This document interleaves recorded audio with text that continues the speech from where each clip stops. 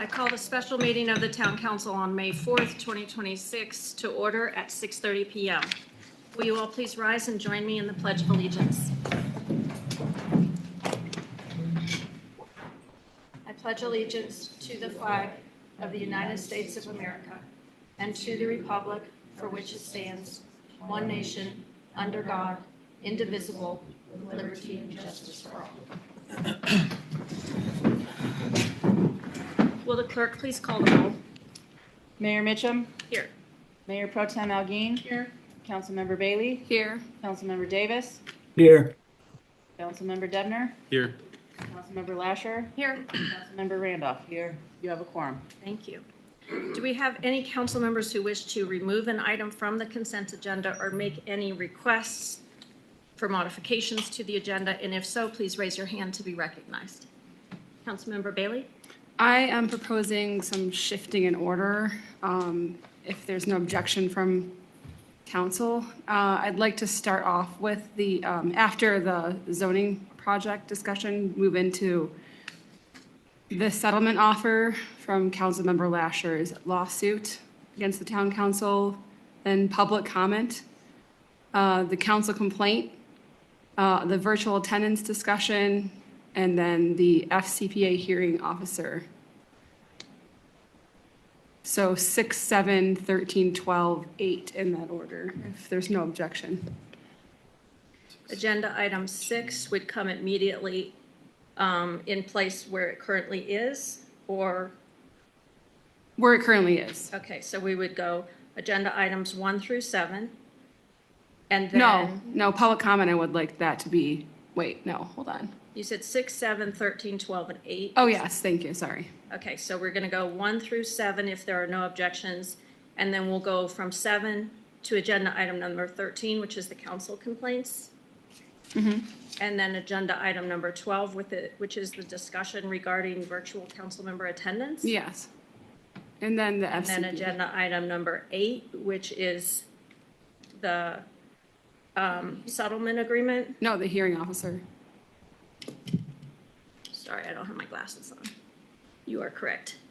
Hearing officer. And then, can you talk about why you want to switch that around? One of the nice things about the way it's ordered at the moment is that since I have to recuse myself from the council complaints, I can have the mayor pro tem immediately take over and exit, and then we don't have a lot of back and forth. Well, it's just that I would like the council complaints to come up earlier than the very end of a meeting. What if we just moved the council complaints up to after the MVCC zoning project? Would that help? I mean, that would help make it sooner in the meeting. Is that your primary concern? It's my primary concern, yeah. Anybody else have any thoughts? Right, that's right. We do have, we have it kind of set in terms of timing to have our defense attorney joining us remotely at 7:30 for the settlement discussion, agenda item number 6. So it'd be good if we could keep agenda items 1 through 6 in the same place. I'd be fine with that. And perhaps then we could move the council complaints up to immediately after 6 and then carry on as usual. Would that solve your concerns? I think so. How does everybody else feel about that? So what's the new order that's proposed? It would be agenda items 1 through 6. And the only change would be taking agenda item number 13, which is the council complaints, and moving it up in between 6 and 7, so immediately after the settlement discussion and before public comment. And then everything else would proceed like normal. Does that sound right, Councilmember Bailey? Yeah, I think that works. Okay. Move council complaints, agenda 13, up to after 6. That works for you? Okay, if there are no objections or any other requests for changes to the agenda, Councilmember Davis? Yes, I'd like to move to continue this in a month. The resolution 2026-0504A. Since we have no Exhibit A, I'd like to move this discussion to in a month. So I'll give the floor to the clerk to address that. We're talking about agenda item number 8, which is the hearing officer. Was lacking Exhibit A in the packet, but the clerk has solved for that. So go ahead. So I have a table setting for Exhibit A. I can email it to you right now. We technically can't move it in a month because the hearing has to be heard by Friday. Okay. Okay. Okay, that's okay. I understand. Thank you very much. Are Thank there you. any other requests for changes to the agenda? And if not, we'll consider it approved by unanimous consent that we move the council complaints up to immediately following, in between 6 and 7, agenda items 6 and 7. Okay. Hearing no objection, that's approved. Moving on to the conflict of interest question, I have a conflict of interest related to agenda items number 8, the designation of the hearing officer, and agenda item number 13, the council complaint, and I will recuse myself at that time. Do any council members wish to declare any other potential conflicts of interest regarding anything else on the agenda? If so, please raise your hand to be recognized. Councilmember Loecher. I have a conflicted 6, and then are we calling it 13 still, or are we calling that 8 now? 13? We'll continue calling Okay. it 13. So I'll just stay in the hallway for both of them. Thank you. Yep. Any other declarations of conflicts? Moving on then to our agenda item number 5. We are continuing our land use code workshop, and the town attorney has the floor. Excellent, thank you. All right. Zoom out a bit.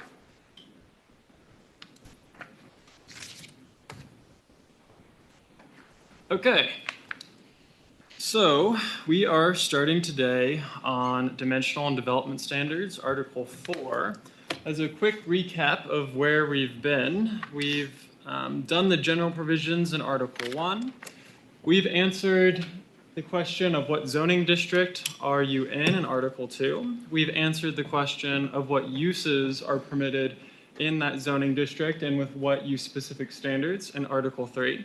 We're now answering the question of how must you build it, and that brings us to our conversation today. So we will jump around just a little bit today. We'll start with the dimensional standards table. That's going to be a really big piece of answering the question of how do you build it and how does it look. And then we're going to go to the incentives piece down to the end. And the reason for that is that they both inform each other, but I haven't drafted the incentives yet because I didn't want to spend time on something if council didn't agree with that policy. So we'll go to the dimensional standards, we'll work through that whole table, and then we'll answer those questions related to incentives. And that, if we get through all of that today, I think that'd be great. If we have a little bit of extra time, we'll carry right on to subdivision standards. Okay, so we're gonna start and spend most of our time on this table. So this table, your dimensional standards table, tells you where a building and structure can be placed within each lot. Sorry, can I say something really Oh, quick? please. I just wanted to, someone made a comment at the last meeting that I had a conflict of interest. So I was just hoping that we could talk through that really quickly together. Yeah. So I do. Is that out of order, being that it's not at the time on the agenda when we would have declared conflicts of interest? Potentially, but I still think it's worth having the conversation Okay. before we dig in any deeper.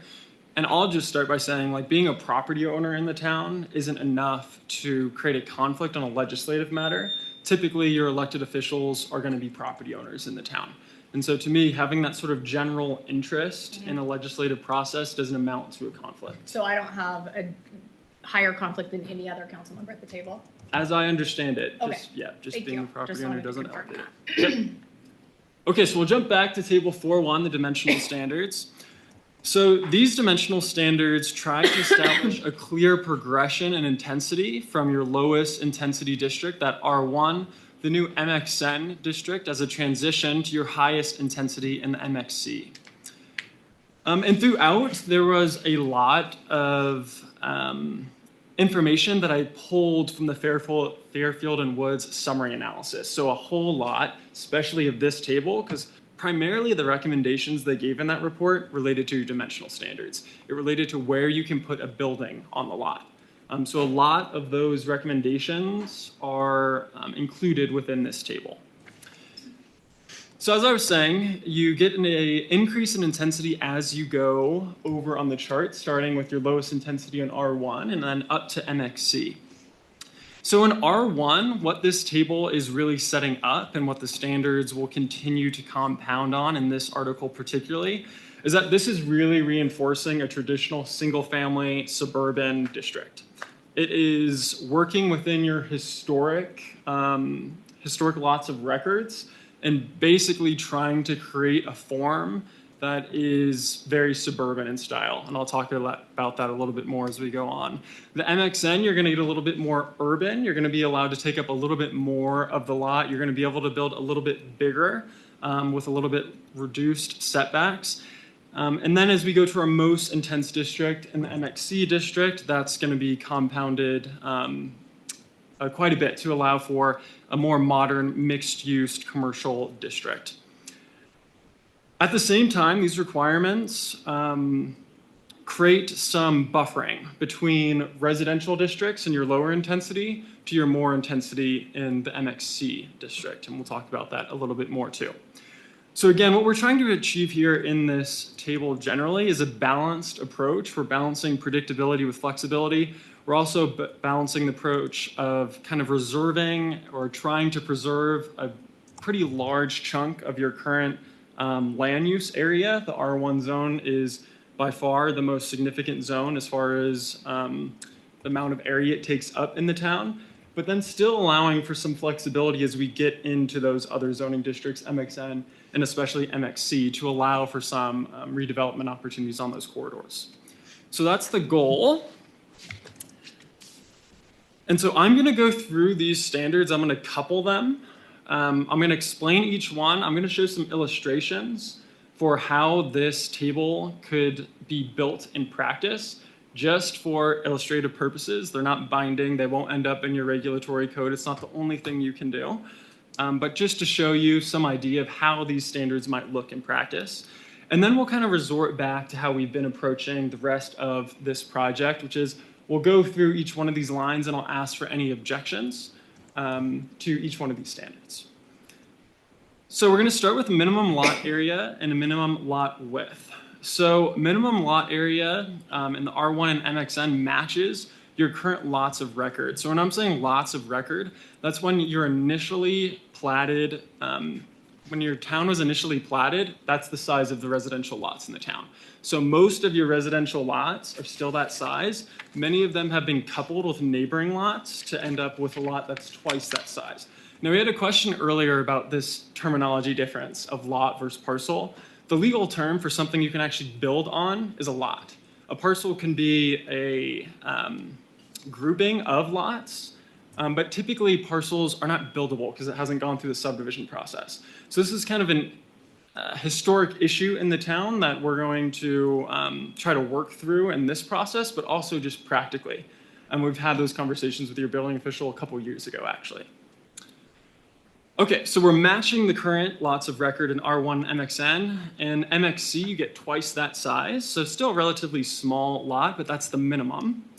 The minimum lot width, again, we're matching what you have today. 25 feet is your typical minimum width for those lots of record, and we're doubling it for MXC. And so these standards generally are trying to limit the amount of nonconformities. I can tell you in R1, this wouldn't result in, I don't think, any nonconformities. In MXC, I'll tell you, will result in a couple. There's a couple MXC lots that actually don't meet these minimums. I'm guessing that they were originally residential lots that were at some point rezoned. So there's a couple that are gonna not meet that standard. And so that's something for council to be aware of, that those lots are gonna have trouble building out unless they consolidate with a neighboring lot. And there's some policy reasons of why you might want that. If you're really looking for a mixed use corridor, it's a lot easier to create that if you consolidate several lots to create a little bit of larger scale on those corridor areas. So that's lot area and width, and if you do have questions, jump in. If not, I'm gonna roll through this whole thing. So maximum impervious surface ratio and maximum floor area ratio. These two standards are doing something similar, but get at it in a bit of a different way. So impervious surface is the amount of area within a lot to which water can't permeate through. So we're talking about any hardscapes. We're talking about buildings and driveways, primarily. So we're limiting the amount of hard surfaces you can have on a lot. The primary reason you do that is for environmental reasons, so that you can have a bigger portion of your lot being landscaping and permeable, so that storm water can infiltrate within the lot rather than off the lot. Again, this is a very suburban, I would say, requirement, 55%. That means that you can only cover 55% of the lot with a hard surface. And then as we move along, again, you're getting a little bit more intense, a little bit more allowance. And then you do have a pretty significant jump there in MXC, where 90% of the lot can be covered. And again, if we're trying to create a urban mixed-use form, you're typically going to be looking at that, if not, none. If not, in other words, you would have no requirement in that district. So maximum floor area ratio, again, is similar, but it's doing something a little bit different, and then it's actually regulating the building size by square footage. So it's actually saying, based off the size of the lot, how big a building can actually be. So what this translates to, if you've got a 3,100 or 3,125 square feet lot in R1, and you've got a 0.55 floor area ratio, that gives you only 1,700 square feet of buildable area. And I'm going to talk about some really important exceptions to these rules in a bit, but when you're actually looking at the parcel, or looking at the building, I should say, you'd really only be able to see a maximum of 1,700 square feet. And I'll talk about, again, some exceptions that layer on that rule. Again, that's very suburban for sure. I would say it's not only suburban, it's historic suburban. So in the modern market wants a lot bigger than that. The modern market is pushing for much bigger square footage, even on a single family home. So something to keep in mind, but that standard is designed to keep your historic residential housing stock essentially looking like it does today in sort of size and form and scale. Again, going forward, got a little bit more intensity in MXN as we scale up, and then in MXC, you won't see any floor area ratio, and that's intentional. We want you to build an MXC. We want you to fill out that lot so that you can actually create some commercial uses. So you can actually create a space for those kind of retail tax-generating uses.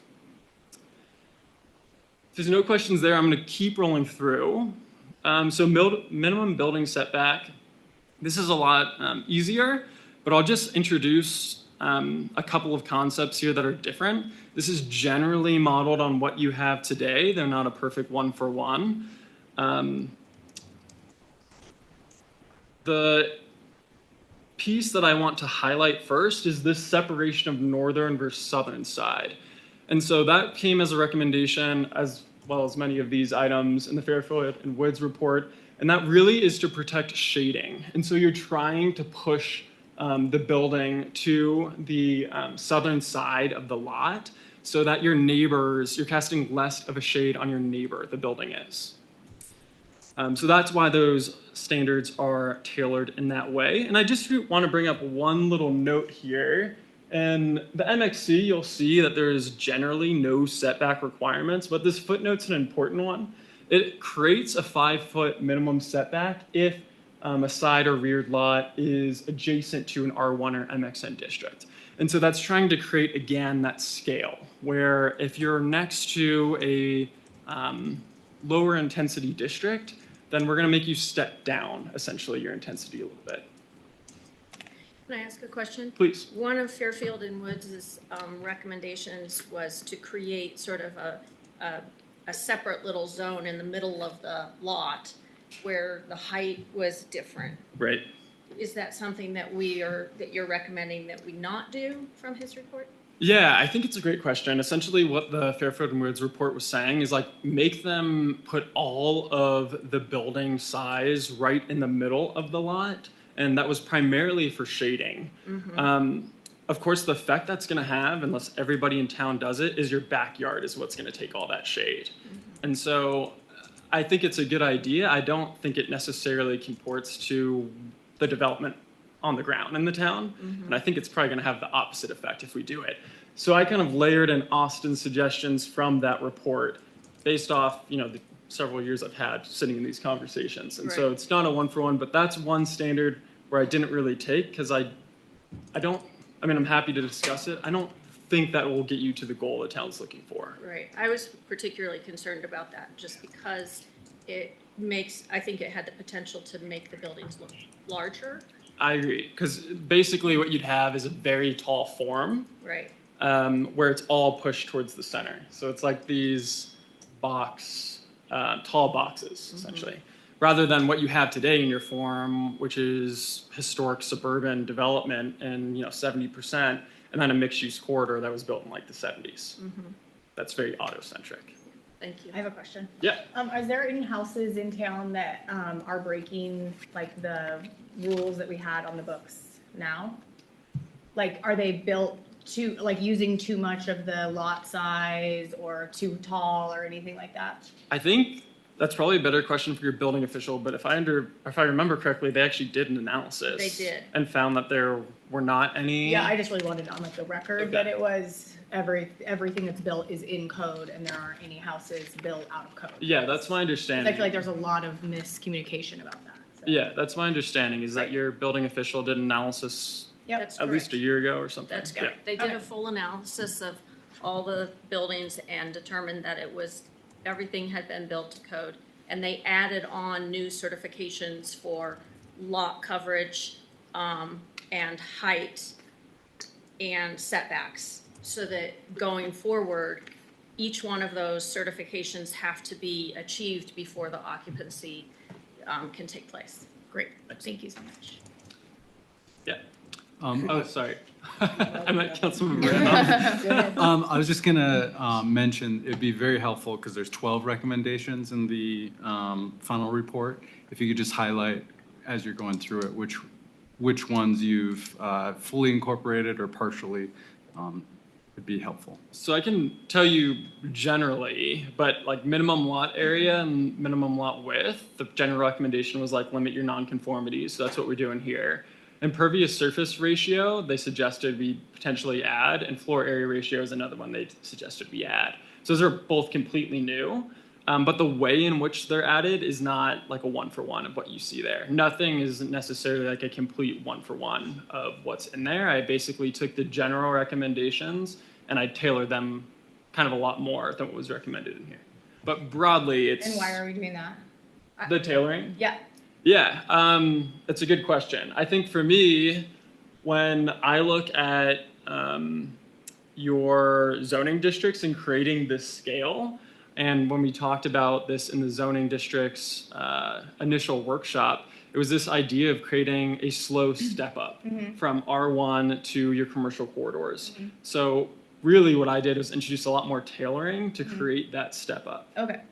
And I think if you don't mind me adding, Please. disagree if this isn't accurate, but my sense is that because of your historical involvement with the town, it's been a pretty deep involvement and you've done a lot of work with us. You have a little bit more of a sensitivity to what the issues are. You've been in the room when we've had the community come forward upset with Right. various things. Whereas Fairfield and Woods did a very deep and good, thorough study, but without a lot of the historical context. And so it sounds like Right. you're sort of tailoring it a little bit better to what our community has been asking for. Yeah, that was the attempt to basically layer in the broad suggestions and then tailor them a bit more. Can we get a copy of that analysis? Yeah, it's in the packet actually for today. No, the one that the mayor was talking about? It's in the packet. That's the It's in final the report. packet? Mhm. Yeah, that's that one right there. No, I think she's talking, are you talking about the building, the I'm talking analysis of about Oh. stuff that was done to Brown and- code? Is that Oh, right? I already asked for that to be included next time in the packet. You're talking about like the survey that went out to all the residents? No, I'm No. talking about the analysis. The building official. The Yeah, building yeah. official. Yeah. And I think we if I can. remember, it was mentioned at a meeting, but nobody ever saw it. I'm just curious because I'm trying to learn about Yeah, Land that use. makes sense. We Okay. can ask our town administrator to reach out to the building department and get that letter. I think it was just via an email. I don't think like it was a formal report, but I'm sure we can look for our records and get that done. I have a question. Yeah. In regards to the comment that some of the houses there was concern about them not being built to code. Is that what is current, or is that what we're proposing? Oh, And if we propose, for example, the primary structure height, et cetera, would those houses that are currently built be out of compliance? yeah, what's gonna create some nonconformities is this table. Okay. And we'll address that when we get to the nonconformity section in our final article. Typically, you have a huge exception for dimensional standards and nonconformities. And you basically say like, hey, if you built to the rules beforehand, you can go ahead and alter your property as much as you want. And we're not gonna consider you a nonconformity if basically you became nonconforming because of the dimensional standards, So they're grandfathered in, essentially. essentially. Okay. And then I do have another question. We do talk about Fairfield and Woods, but I'm not hearing us addressing the comprehensive plan.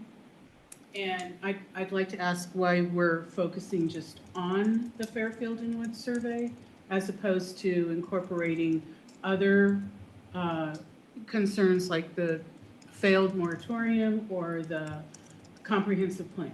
Yeah, let me try to address those as well. So comprehensive plan are also very broad goals, but your comprehensive plan largely wanted to create a pedestrian-oriented mixed-use corridor. That's what we're trying to do here. I'd say this whole process is largely trying to implement that to a degree. And another big piece that the comprehensive plan suggested or recommended is trying to preserve your existing housing stock. That's what this is doing too. And when we talk about the moratorium, I think it's probably in the latter camp. And as I was saying, this R1 district is more restrictive than what you have today.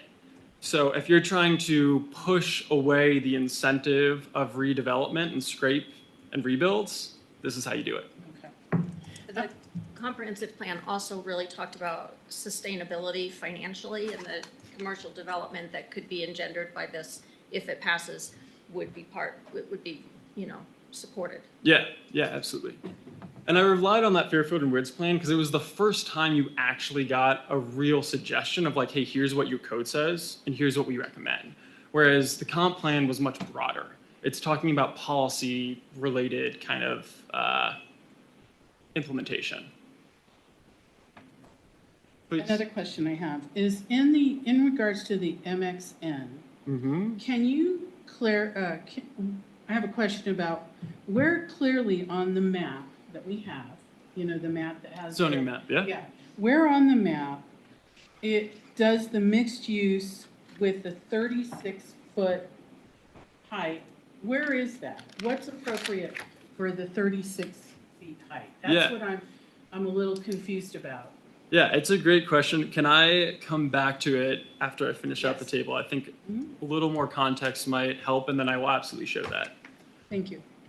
Yeah, absolutely. I just had a quick question. So if I know many different properties in our town that are literally on property lines. Yep. So if we were to pass this they would be obviously non-conforming. And I'm imagining that any further development of those properties that they wanted to add on to their houses, that would have to be done with these new setbacks in mind. You couldn't just continue to be on the property line if you were saying to push out your house back. Yeah. You'd have to come in whatever the appropriate tabled amount is here. It's a great question. And there's really a couple pieces to it, and we're going to get to a couple of them. Okay. One is from a subdivision point of view. How are you going to try to get those applications in quicker? And that was what I was talking about with the parcel versus lot thing. And just to name it, you had a practice in the town where you allowed folks to build over lot lines if you owned both sides of the lot. So that happened for generations. And so it created a development pattern that never aligned with your subdivision requirements. And there wasn't sort of an exemption process, it was just sort of happening, is my understanding. We talked about that a couple of years ago and stopped that practice and are requiring folks to comply with the subdivision requirements now.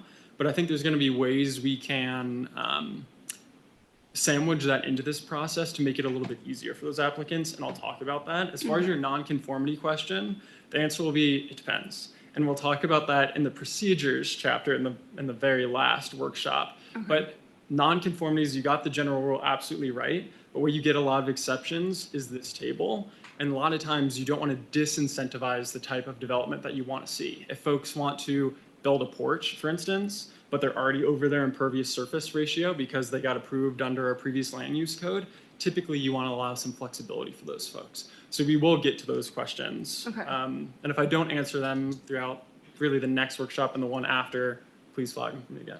Okay, thank you. Yes. I'm the newbie and this really confuses me. So the minimum lot area in all R1 is 3125 square feet. I have a double lot. So how does that apply to me? So that's the Is that the question. non-conforming? which you Yep, just talked about? that's not necessarily non-conforming, but it was very common in the town that you had both lots, and they were actual lots. They weren't parcels. You had two lots. You had two legal lots. In most jurisdictions, to be able to build on that lot, or to be able to build on that space as if it was one lot, you'd have to subdivide it. You'd have to get rid of the line right in the middle. So it actually was one legal lot. That didn't happen in the town for most of your lots. So again, we will address that issue. I know it's a big sort of monster in the room, and there's ways that we've sort of sandwiched in solutions. Okay. Okay, so I'll just finish up here. We're nearly done with my sort of opening spiel about maximum building height. Councilmember Davis has a question. Oh, yep. Can you unmute yourself, Councilmember Davis? You have the floor. Yes, my question is, with the R1 properties on Sheridan, have we contacted the owners to see if they want to do anything like that to have commercial and residential? No. Typically, when you're doing legislative actions like this one, we try to create policy for the whole rather than the singular. And so the idea there is that we're not tailoring solutions to a couple of properties, but really trying to implement your comprehensive plan and your suggestions from your earlier consultants in a regulatory way. So it's something that we can certainly do, but my suggestion is come to the table. And if you've got sort of concerns about any piece of this, we want to hear those and we want to work those into this process. We have made a specific effort to reach out to the town as a whole, and our town administrator has written an article for the Gazette. We've done a lot of flyers. We've done quite a few announcements to make sure that everybody who has an interest in this topic comes to the table and participates. Yeah, that's great. But as yet, I understand you haven't actually talked to the owners to see if they would like to do that. But they're not being forced in any way to do anything because it's just legislative. Correct, yeah. So they're not, like, for instance, if they're in the R1 today, they're going to have, it's going to be even more difficult for those lots to be redeveloped if this passes. So I'm not sure I'm totally understanding your question, but my big recommendation is, like, if folks have anything to say about this process, definitely try to incentivize them to show up and give public comment. Okay, thank you. My impression is that those homeowners, they're property owners, let me say that, on Sheridan, don't live on Sheridan. So how are we contacting them if they're property owners but not residents? Does that make sense? They're renters? They own Or they- property and they rent. Uh-huh. How do we contact those individuals? We have all of the property owners' information because all the utility bills go to them, not to the renters. Okay. But the need to contact them is really the question. Like, there doesn't seem to be, at this point, a true need to do outreach to individual property owners because this is a legislative process that is not forcing anybody to make changes to how they're using their buildings. It just changes what's possible for that property in the future if it passes. Is that Yeah, accurate? and yes, it's accurate, and it changes it in both ways. In other words, in R1, like I'm just going to name it, you're getting less rights if this passes. You can do less with your property in Which R1. is what we've heard if the this community passes. saying they want. It's more restrictive. It's close to a historically designated district, the way I've drafted this, based off what I've heard from the community. And I know that's not sold for sure. There's a lot of, the survey was certainly not a home run on that. I think it was like 60-ish%. But that's where this is drafted, to try to take into account and try to create a really, really hyper-tailored solution to address these complex issues. And now the ball is in council's court to make the policy decisions. Yeah. So what is the, in R1, the building height for a house now? It's 32. And yeah. you're saying we should go down to 24? That's the recommendation here. So, but in the community, results, it said that the majority, it was higher, saying that the houses were fine sized. So why are we taking such a big step down when the majority of that survey said that they liked the heights that we had? I need to double check. I thought that the majority slightly actually said the opposite. I don't believe so. But- But that's why I asked if we could include that next time. Yeah, let's Yeah. definitely include The it. results of the survey? Yeah, I've been Yeah. trying to find it on my email and I can't find it. But I think regardless, I think it's a good conversation for council to have here. Let's make the decision.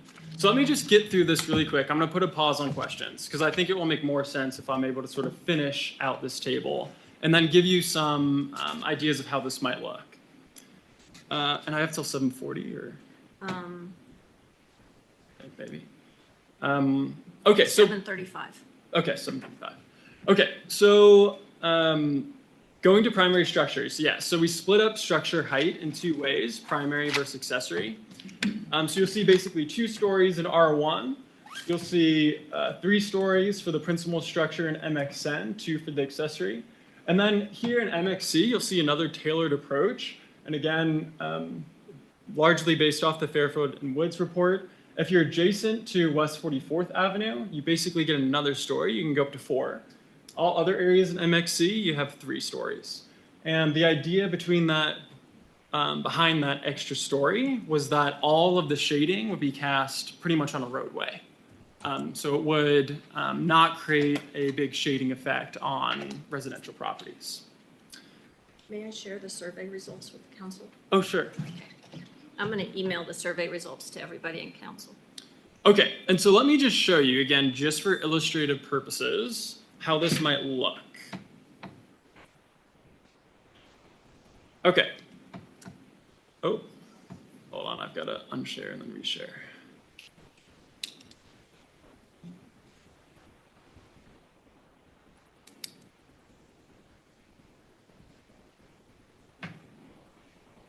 All right. So again, just for illustrative purposes, what you can do here, you've got your R1, which is going to be basically a 2-story home. It's going to be pretty suburban formed, a lot of impervious surface, a lot of landscaped area. You can still have the distance somewhat close to that lot, again, because we're trying to create that pedestrian enclosure where buildings aren't so far pushed back. As you go to MXN, we're allowing a little bit more intensity here to allow for those additional types of uses that we talked about in the last session. And so here you can see a duplex use that looks a lot like a single-family dwelling. If you remember from our discussion at the last work session, that was a standard council added to make those designs similar in sort of form to a single-family dwelling. And as you walk down the street to your highest intensity, you'd see your MXC.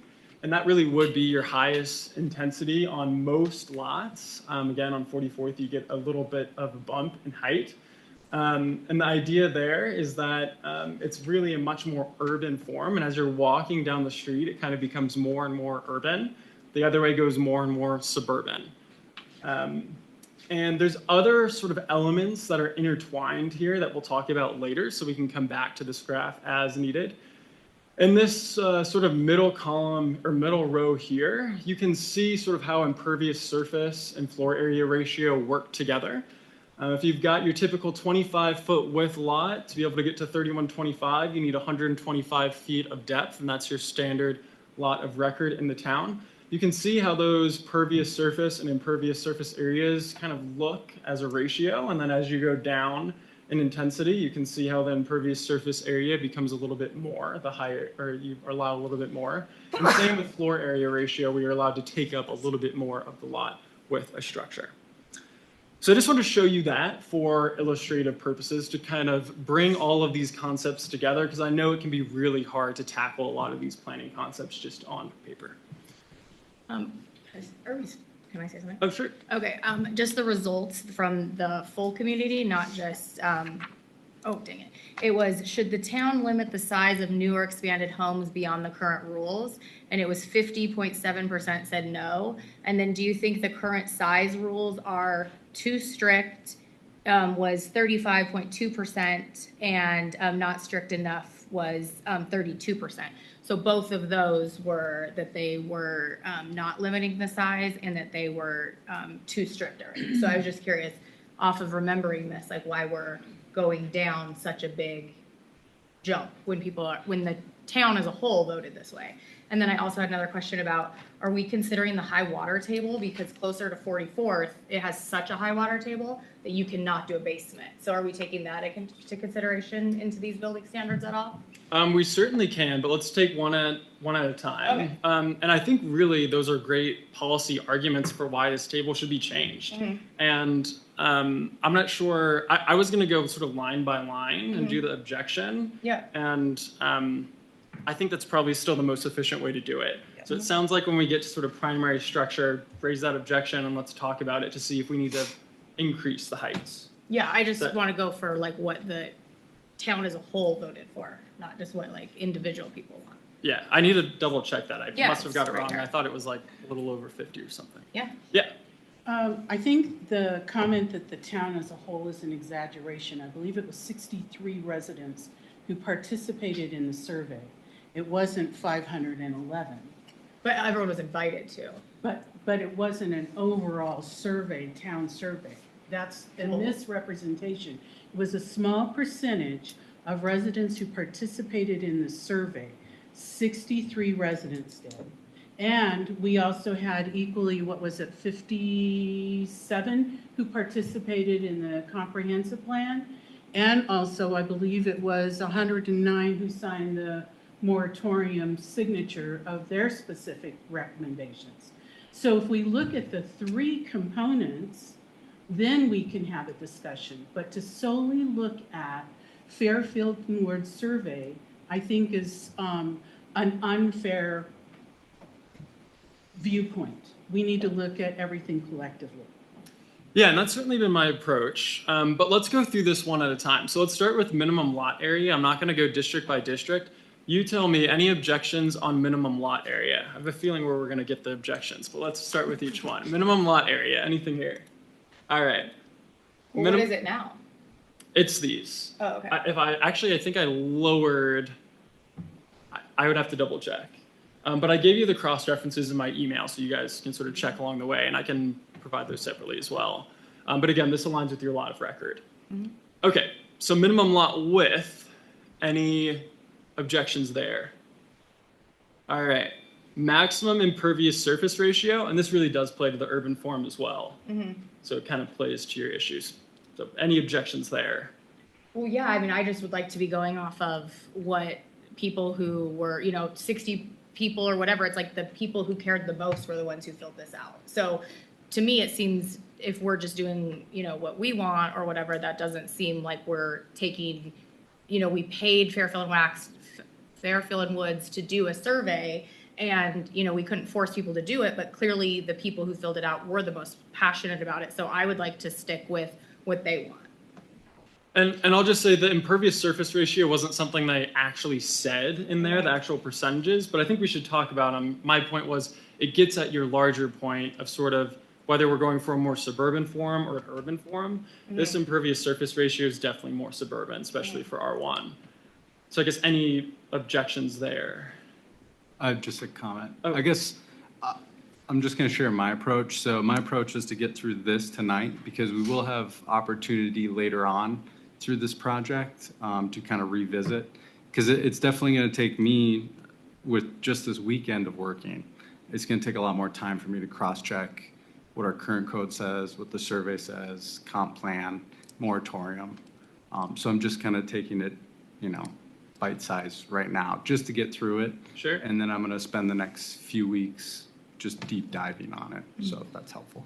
And when we get to consolidated, we can certainly have those conversations again. I will say these things sort of layer on each other, right? So if, and we can come back and tweak, but impervious surface ratio really directly relates to landscaping and how much landscaping you're going to require on a Yeah, I lot. like lots of landscaping.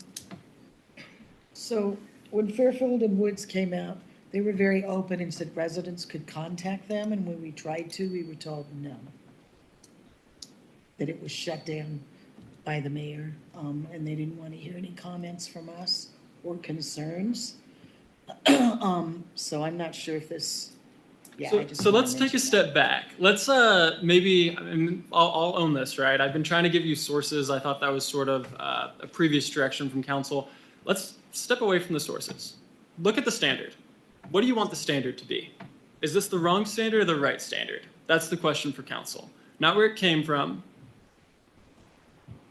It matters where we're going, right? So maximum impervious surface ratio. We need to know where we are right now, too. You don't have it. You don't have any impervious surface ratio. You don't have any floor area ratio. Your lot area and lot width match exactly your lot of records. What do like Wheat Ridge and Denver, since we back up to them, like, can we get a list of like what they also have? Because I think that would be helpful Can to I know ask what the like. audience to please be quiet? We certainly can, but in my experience, these are hyper tailored based off your jurisdiction. We can go look at all those different jurisdictions and I can pull you examples. Some are going to use some of these tools. Some are going to use very different tools. Denver's form-based, so theirs is completely different. And they have something like 60 districts. So it's going to be tough to get you a one-for-one with Denver for sure, or even Wheat Ridge because it's much larger. Again, I would ask sort of what does council believe is right for the town and how do these standards align with that policy direction? I have two questions. The 48 feet, could you tell me, is that 4 stories? Correct. 4 stories, okay, Typically 12 feet a story. okay. So, 12 feet, we can do that, all right. And then when we talk about maximum impervious surface ratio, Yep. how does a garage that faces the alley and an ADU, Yeah. how does that come into play in regards to the 55%? Yeah, it's a good question. So in all of those structures, the garage, the accessory dwelling unit would be counted towards a hard surface that goes to your maximum impervious surface area. The only exception would be permeable pavers. So if you basically changed your driveway into something that's permeable, then you could not count that and essentially expand the amount you could build elsewhere. Okay. Good question. Yes. I have a very simple question. The Yeah. 24, does that include the roof or not? So we're gonna get there. Okay. I'm not sure how best to. It seems like we're having trouble going through each standard. Do we just want to jump to height? It seems like that's what folks care about the most. And maybe we can come back to these other standards. Is that? I was just going to say something about the maximum or the impervious surface ratio. Okay, yeah. I think right now in our code, to incentivize not crossing the sidewalk, to have a more pedestrian-friendly town, if you have your garage facing the alley, you get like a bonus amount of lot coverage to incentivize that. And same thing with the front porches don't count towards that calculation either. Yes, you're right. You have a ton of exceptions to dimensional standards. Yeah. You have them for every single standard. Yeah. And council has talked about before how they felt those exceptions sort of swallow the rule. I did include a suite of exceptions. You can see them just below. But less so than what you have today. But certainly we could include those types of exceptions. Your building official has said those exceptions are incredibly difficult for them to calculate in practice. Yeah. So, Or- sorry. I am comfortable with the exception of the primary structure for the adjacent with 44th Avenue. I believe when we looked at what the community wanted for ideal storefront, it was a storefront with 1 story on top. It wasn't 3 12-feet stories. And I believe that there were actually images that were provided, was it in Fairfield and Woods, that provided what we as a community would like to see 44th look like. So let's jump to height. Okay. And here's what we're gonna do. I think I've only got, you said 7:35. 7:35. Okay, and I need 10 minutes for public comment. I might be a little late, 5 minutes late maybe. Here's what I'd like to do. I'd like every council member, we're gonna go right down the line, and you're gonna tell me for R1, MXN, MXC, both adjacent to West 44th and all other areas, what your proposed maximum height is. So does everyone understand the question? You're basically gonna help me fill out this cell, this cell, this cell, and this cell.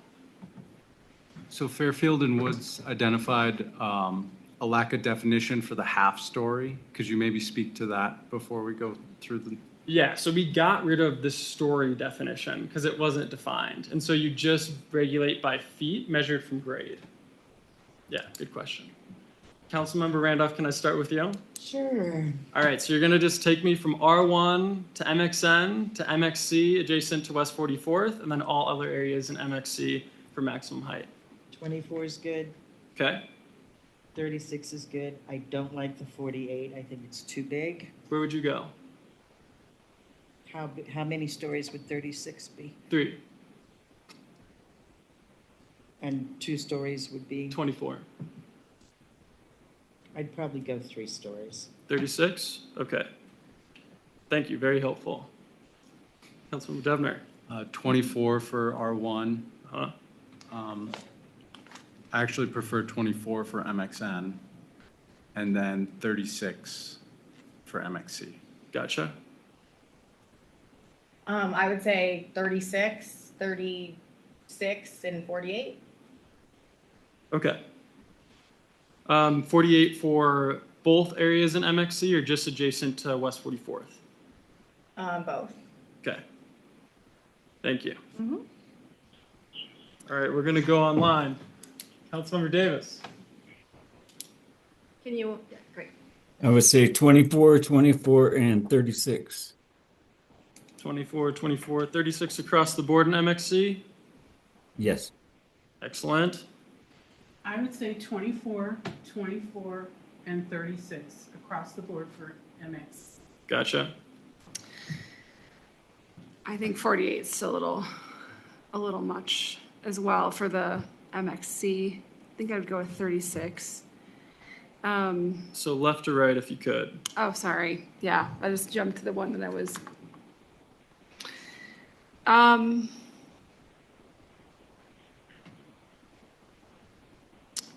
think I would do 24 and 24 and 36 is probably where I would land in 36. Gotcha. That's really helpful. Did you want to? I agree with Councilmember Randolph. 30. Okay, cool. Double her numbers. Okay. But I think we're missing the point of MXN if we go down to like having it not. That's a great question. I think if we allow some additional flexibility in other areas, you're still going to get an urban form that the market will probably respond to. And the suite of uses that we arrived at in Article 3 is probably going to get you there. But I think ask that question at Consolidated. Okay. Because I think at Consolidated, we really need to run through like, all right, so what's the form we actually created? What's it going to look like? Yeah. Okay, that was super helpful. And as always, I think we were a lot closer than it seemed we were. Just a quick question. Yeah. our tallest commercial structure on either 44th or Sheridan, approximately how high is that? Do we have a sense? Your tallest structure right now is probably around 30-ish feet. Okay. Okay, we're gonna get to public comment, but actually I need to ask this question so I can draft it if necessary at the next meeting. So keeping in mind all those dimensional standards, which I will update based off our conversation, I want to know if council wants to include any incentives. Typically, incentives you see right now are related to affordable housing or sustainable development. In other words, for affordable housing, you could require that a certain amount of units be deed restricted to folks in a certain income bracket, or you can require that they work within the region for workforce housing, and that essentially creates a new pot of the market that's typically lower. And for sustainable development, there's a huge gamut. Some of them could be LEED standard buildings. Some of them could be solar panels or creative design and impervious surfaces so that you are mitigating any stormwater issues. There's really a whole suite that you can run to. But I will tell you right now, so there's a lot of folks, I've spent a ton of time doing incentives for communities all across the United States. And they have these great ideas saying, this is what we want all these things, but then they give them breadcrumbs and they get nothing. So I'll just tell you from my experience what the developers want, and it's what you don't want. It's more height.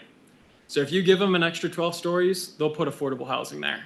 If you give them an extra, or not 12 stories, sorry. Another 12 feet, another story, I meant to say, they'll put affordable housing in those units. If you give them another foot, another story, they'll build a LEED standard building. That it's really the most bang for their buck is, can they get more space? So with that in mind and knowing the conversation we just had around height, and I'm just gonna be blunt with the policy question. Do you want to incentivize affordable housing and sustainable design enough that you give developers another story? And I think I'll pick someone else, sorry. I tend to say no, you can start. Okay, sorry, if you don't mind, no is the answer, okay. No, keep it simple. Yes. Okay. No. I'm very much on the fence because I strongly believe in affordable housing and sustainable development. But I also don't want to, have things that are going to be completely out of character for the town too. So it's I know it's a very wishy-washy response. What if it was just in MXN? And that's typically you'd put it in MXC, really. I mean, MXC. Yeah. What if it was just in MXC? I feel better about it, but I still it would also depend on what the MXN looks like too, because if it's way higher in MXC and there's not much of a step down in MXN, then it's not going to be make much of a difference to those who live near it too. So I'm hearing a maybe. I'm a maybe, I guess. Yeah. Councilmember Davis? Keep it small. Okay, so we got a no there. I'm going to say yes. I support affordable housing and sustainability.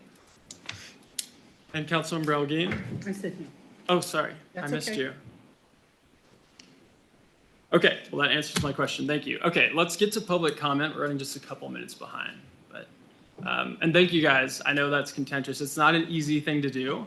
It's probably going to be the hardest work you're going to do. We're not quite finished on it, but I think that table is probably the most controversial part of this entire code. I think we did a great job of trying to get to a solution. I'll bring back what I heard, and we'll go from there.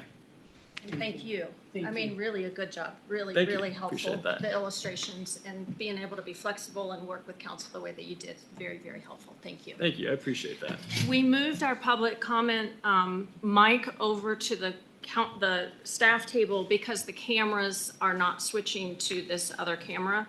So if we have members of the public who would like to comment on this particular topic, you can come to the mic and share your thoughts with our town attorney. Hi there, Melinda Plemmel, 4160 Depew Street. I really appreciate all the work that you put into this, Austin.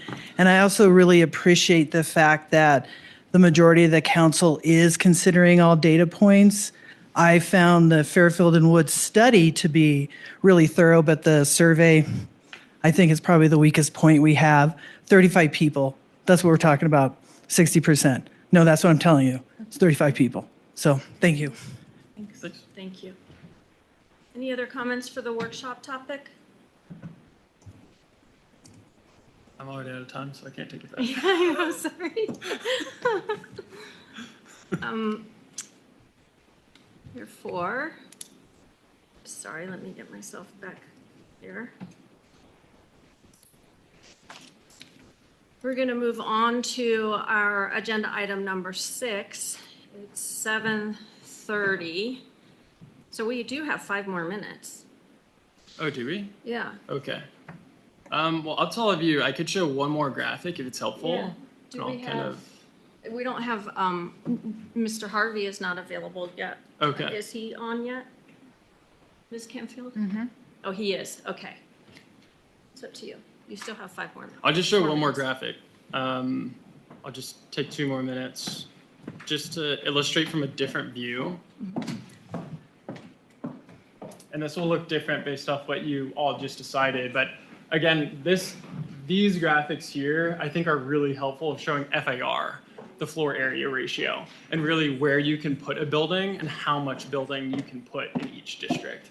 And kind of layering on the intensity in a way that I think just shows a little bit more of the gradual transition we're trying to achieve. And you can also see it like down the streetscape. We have a ton of landscaping here. You have a good amount of landscaping here. You have street trees here. And as we layer on these standards, there's a lot of elements that we'll come back to that are additional development standards required here. There's a lot of design standards in the MXC district that would require a building to be built of that, not necessarily that looks exactly like that, but of that style. And so we'll talk about that in the next session. But it's at least a nice preview to understand how all of these standards are going to begin to layer. But the hard work you did today in the dimensional standards really sets the backbone up, right? Like if you're an architect, you're first asking, where can I put it and how big can it be? You just answered those questions today. And now we're kind of adding a little bit more of the makeup around that in the next couple of discussions. Okay, that's all the time I'll take. Thank you. Would you be able to share that graphic with us over email? Sure. I will just let you know, like absolutely illustrative purposes, not regulatory whatsoever, not going to go in the code. But yes. Okay, thank you very much again for all Oh, yeah, that of hard work. course. We are now at agenda item number 6, and this is the consideration of a proposed second settlement offer regarding Brittany Loecher versus Town Council of Mountain View, Colorado. If Councilmember Loecher will recuse herself per our rules, and we'll call you back into the room when we're done with this agenda item. Welcome to our town's defense attorney, Dan Harvey, who is attending the meeting remotely. Nice to see you, Dan. Good evening, Town Council. Can you hear me all right? Yeah, we Yes, can. thank you. Everybody I'm can hear just me? gonna Okay. Go ahead and give you the floor, Dan. Sure, And no problem. Yeah, on- so in the packet, it starts on page 68 and goes through 127. sure. So what I'd like to do on this agenda item is first give you kind of a brief overview of the litigation so far and the next steps in this litigation, and then we can touch on the offer of settlement from Council Member Loecher. So I guess one of the things I want to point out is that kind of any further details outside of what was filed, such as litigation strategy or any of those kind of points, I would suggest that we do by executive sessions. But I think we can discuss kind of the 4 corners of what has been filed so far, the procedure moving forward, and then the settlement offer itself. So just to kind of give you a an overview of what we would discuss on this point. So first, as you're all aware, in terms of the litigation, Council Member Loecher filed this matter against Town Council. The allegations in the complaint, I'm sure you've all taken a look at the complaint itself, but the allegations are that the town administrator was improperly appointed and that Town Council effectively rubber stamped a decision after having a discussion that was without notice in violation of the open meetings law. There's also another allegation concerning continuing violations of the open meetings law based on emails that is alleged in the complaint has gone from February until present. So since filing the complaint, plaintiff, Councilmember Loecher, has also filed what's called a motion for preliminary injunction. So what a motion for preliminary injunction is, effectively, is a request to the court for an order to prevent the town from doing something. And in this case, the argument in the motion is that there's open meetings violations because the town or town council has engaged in discussions. There's an allegation of 150 emails that were not noticed to the public. The other point is that the parties have scheduled a preliminary injunction hearing. So this is a hearing before the court and before the judge, in which both sides would present evidence, and then the burden would be on plaintiff, Councilmember Loecher, to show that they're entitled to a preliminary injunction. Just so you all know, May 19th, it's very likely that you will all receive subpoenas and will be required to appear for this hearing as well and provide testimony.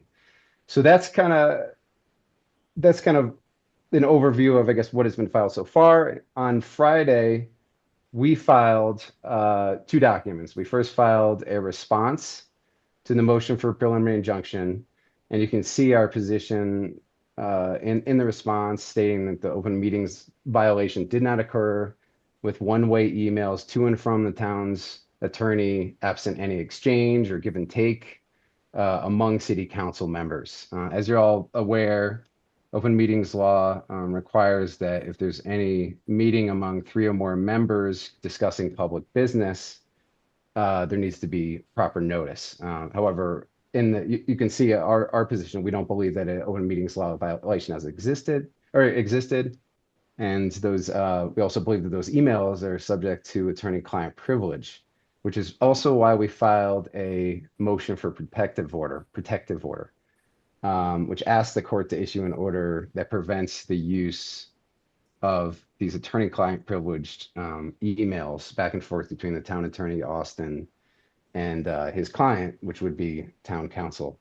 So that's where we stand as of right now. We have the hearing taking place on the 19th. We have a pending motion for a protective order. As I said, requesting that the court issue a protective order concerning these emails. And then kind of in the interim, what has happened is that Councilmember Loecher, through her attorney, has sent us a offer for settlement. And this looks like it's on page 94 of your packet. And the direction that we would seek from you tonight would be, your options essentially are to accept, to effectively to not accept this settlement offer, or to give a counter offer. The counter offer itself could also be, a modification of what they sent, or it can be something entirely, or it could just be we're not accepting any type of settlement, and we're moving forward with the hearing that would be on the 19th. So that's kind of a general overview. Are there any kind of general questions on this, and again, kind of keeping in mind that if we're going into kind of litigation strategy or anything like that, I would suggest that we set an executive session. Mayor Pro Tem Elgin. Hello. Hi. Mr. Harvey. The question I have is, if we do during this discussion kind of waiver on what you just recommended about moving into executive session, could you wave a hand to give us direction that we should cease what we're asking? And yeah, that works for me. motion? Okay, thank you. That works. Okay. Councilmember Debner. I guess, Mr. Harvey, so when it comes to understanding our, kind of cost control measures and the risk of, success in this litigation. Is that a topic for executive session? Yeah, I mean, typically, yeah, a discussion about risk would definitely be something I think we could do in executive session. I mean, I think what I can tell you is that under the open meetings law, and I think it's kind of clearly laid out in the complaint and then also in the settlement proposal. If plaintiff in this case, Councilmember Lasher, is successful, they would be entitled to their attorney's fees. So in other words, what Councilmember Lasher's attorney has incurred in order to through this litigation. So I guess if that kind of addresses some of the the questions about cost. I think you're also aware that this is something that CIRSA is covering on our end up to $15,000. And I guess if helpful, I would expect that going to a hearing, it's likely that we would exceed that. Can we talk about what a typical amount might be for something of this complexity? Yeah, it's hard to, unfortunately, it's kind of hard to gauge. I would say it's definitely, there has been we drafted this motion. There's been back and forth communications. I mean, I believe this is set for a half-day hearing. So it would be, you'd have to factor in a half day of being in court and then any type of prep, all the prep that kind of goes into that, witness prep, things along those lines. So, I think it would definitely, I don't know where we are right now in terms of cost, but, I would definitely expect it to exceed that 15,000. And yeah, it's effectively, it's a small trial. You know what I mean? Right. So, I was sort of estimating a couple $100,000. Do you think that's reasonable? I don't know that it would get to that point, but I think it would, we're definitely talking thousands. Like, would be my estimate. Thank you. Again, I know it's not an exact number, but Right. Councilmember Bailey? Mr. Harvey, so say we reject a settlement offer and it goes to hearing and we are successful. To what end? What happens then? Are they covering our legal costs for having made this suit against us? Or is that just money down sure. the tubes? Sure. No. So yeah. What would happen was we would be right if we were successful in the litigation. There is a part of the open meetings law that allows us to if a plaintiff is not successful in an open meetings law, then the other side can recover attorney's fees and costs if it's filed and it's frivolous and without a basis. So that's typically kind of a harder.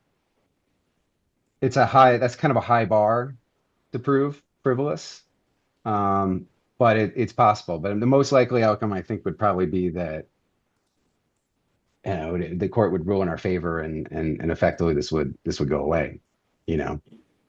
But if the court were to find that it was frivolous, then we would be entitled to attorney's fees. Have any other questions for Mr. Harvey? Councilmember Davis is raising. Oh, thank you. Councilmember Davis? The attorney just suggested that some items of this lawsuit should and could be discussed in executive session. It is my thought, because we have a council member suing the town council, I think all discussion and negotiation should occur in open meetings, no executive sessions for this issue. Thank you. I've been frankly concerned that we haven't gone into executive session because I feel like it's very hard to have a frank conversation and to ask some of the questions that council might have and to hear some of the answers. So, I've heard some concerns from Councilmember Debner to that effect, and I agree with you. I think that it's difficult to have a very frank conversation, but I also understand what Councilmember Davis is saying, that because of the risk of being, accused of being too private when we shouldn't be, that we don't want to create more risk. I think it's difficult. Mayor Pro Tem? I hear both sides and I understand, but Mr. Harvey is our expert in our legal representation, and I would feel comfortable with his direction.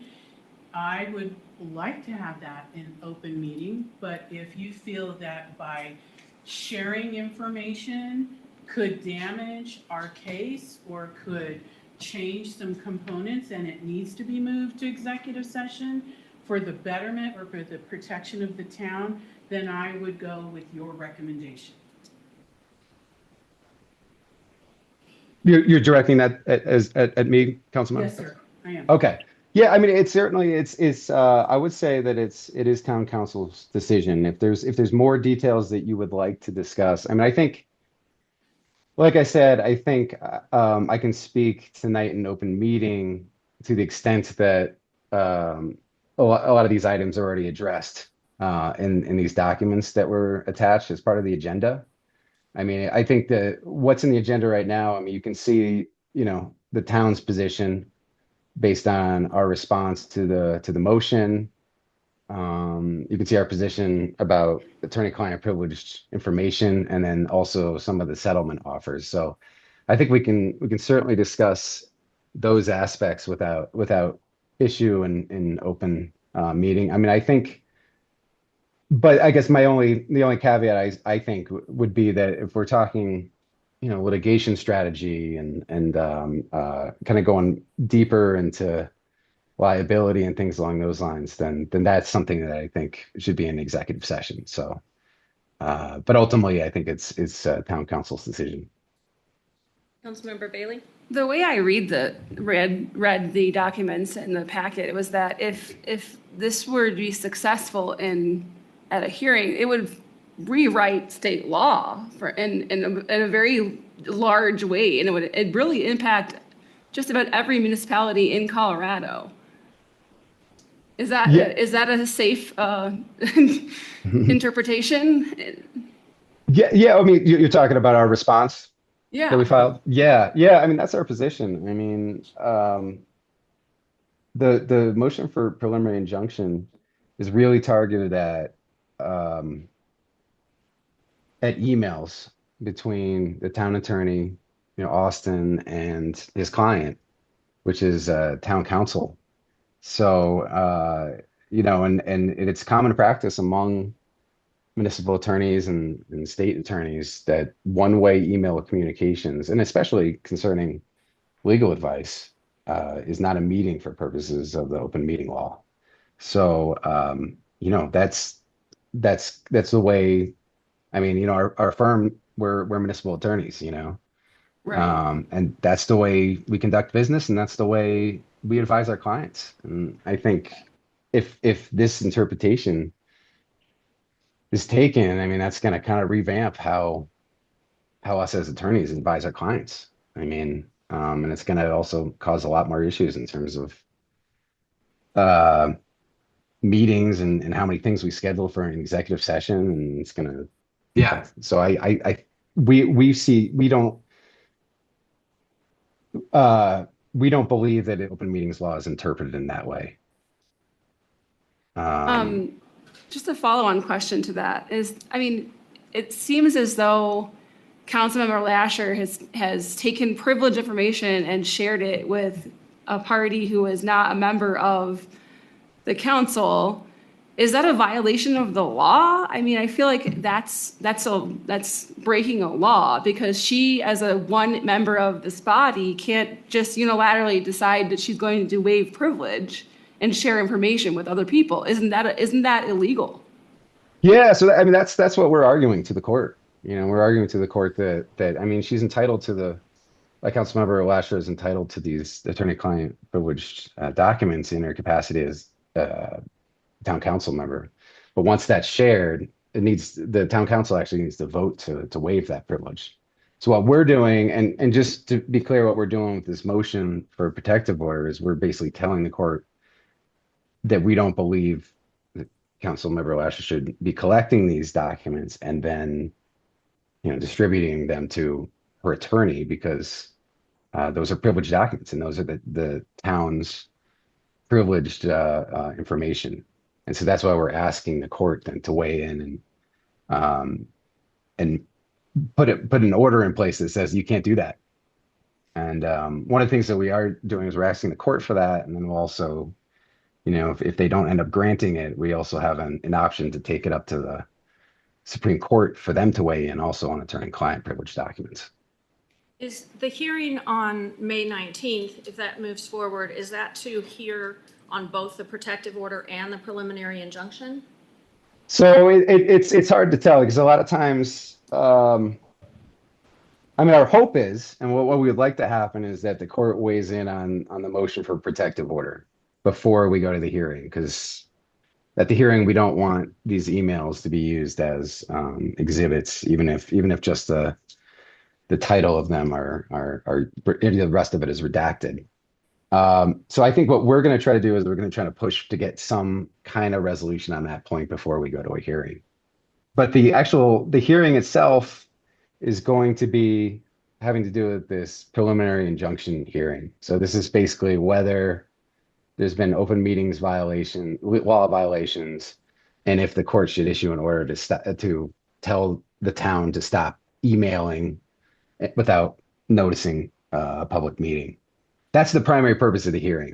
Sometimes what happens is there's some other motions that have been filed. Sometimes those are all kind of resolved at the day of the hearing. But our hope is, I think we need to try to resolve this before we even get to the hearing. Thank you. Sure. Problem, man. How successful do you I'm think you will sorry, be? Councilmember Davis, and then I'll come back to you. Councilmember Davis?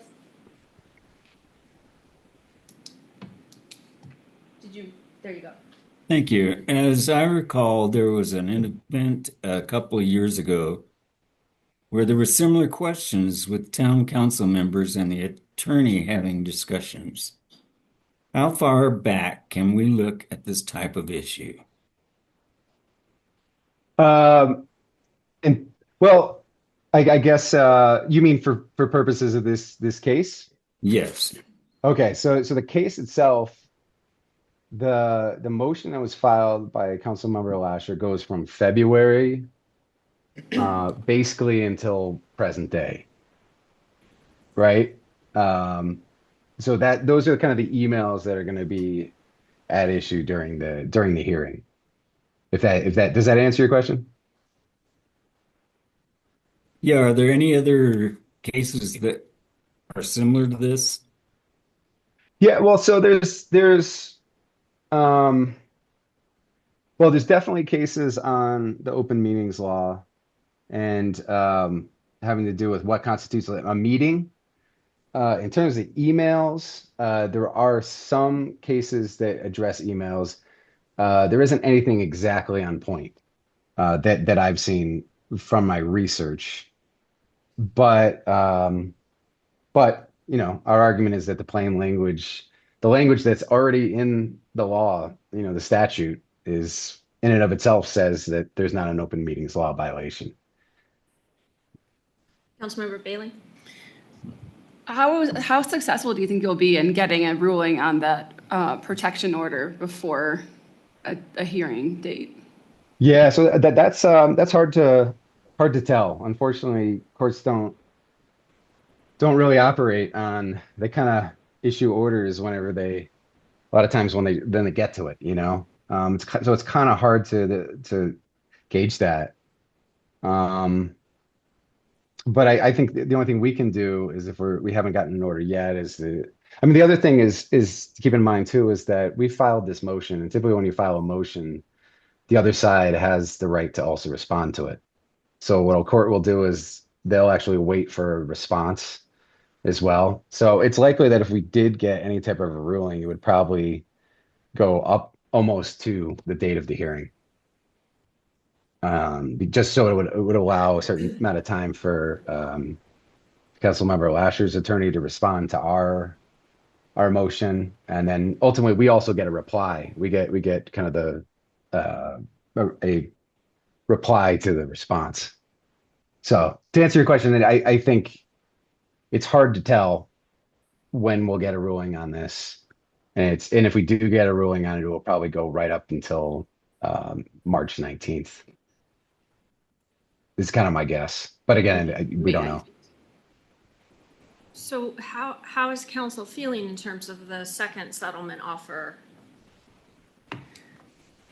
Are we going to do a vote?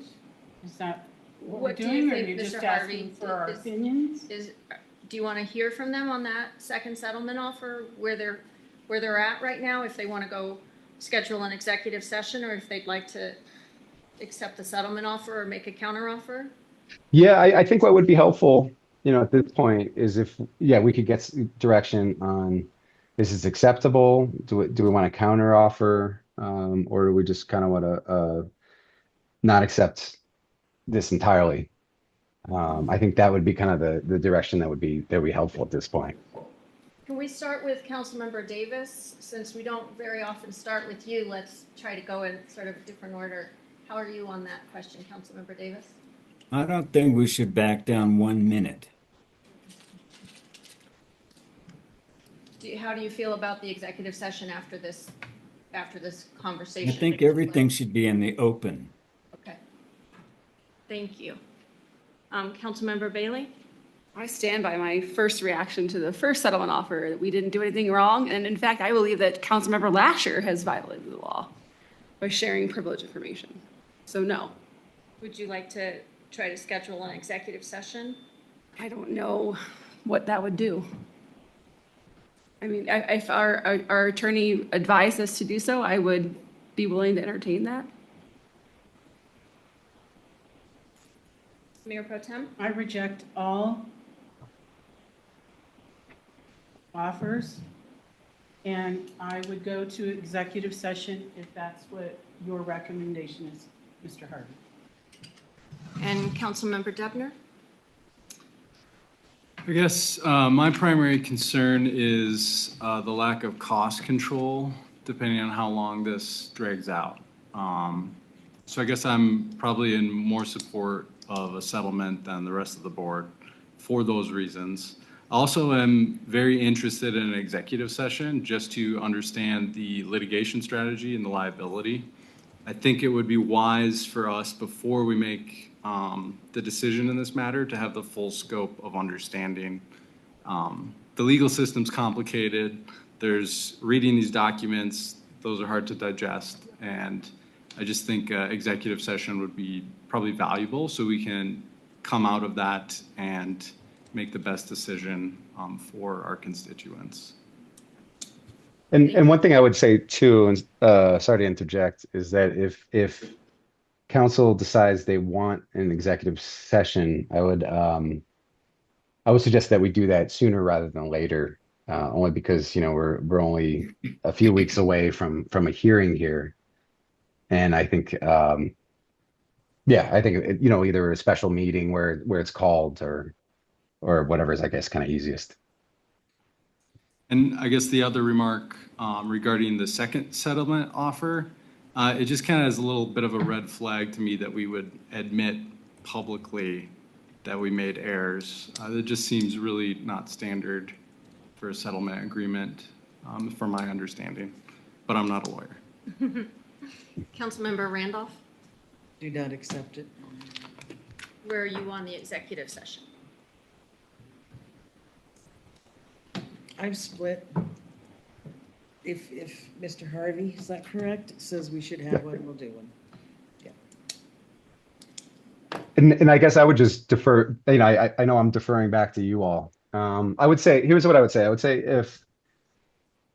if there's a broader discussion that you all want to have about, more of the costs and liability and kind of more of those pieces, if you feel like, if you all feel like you're missing kind of a piece of all of this, then I would suggest that executive session is called, by special meeting or whatever's the easiest way to do it, and then we can kind of talk about those pieces. If you feel like you have the information that you need here, then, it probably isn't as necessary, but, yeah, but I would kind of shoot it back to you all in terms of how you feel. And if you feel like you have a full understanding of this moving forward. Mayor Pro Tem? Having read all of the information from both Councilmember Lasher's attorney and our representation, I feel that it is very clear. And I don't feel personally that an executive session is required. I think that that's one of the reasons why we do need an executive session, because what happens when we're reading these materials is that we're reading their best argument, right? We're reading the defense attorney's best argument for why, we're in the right and she's in the wrong.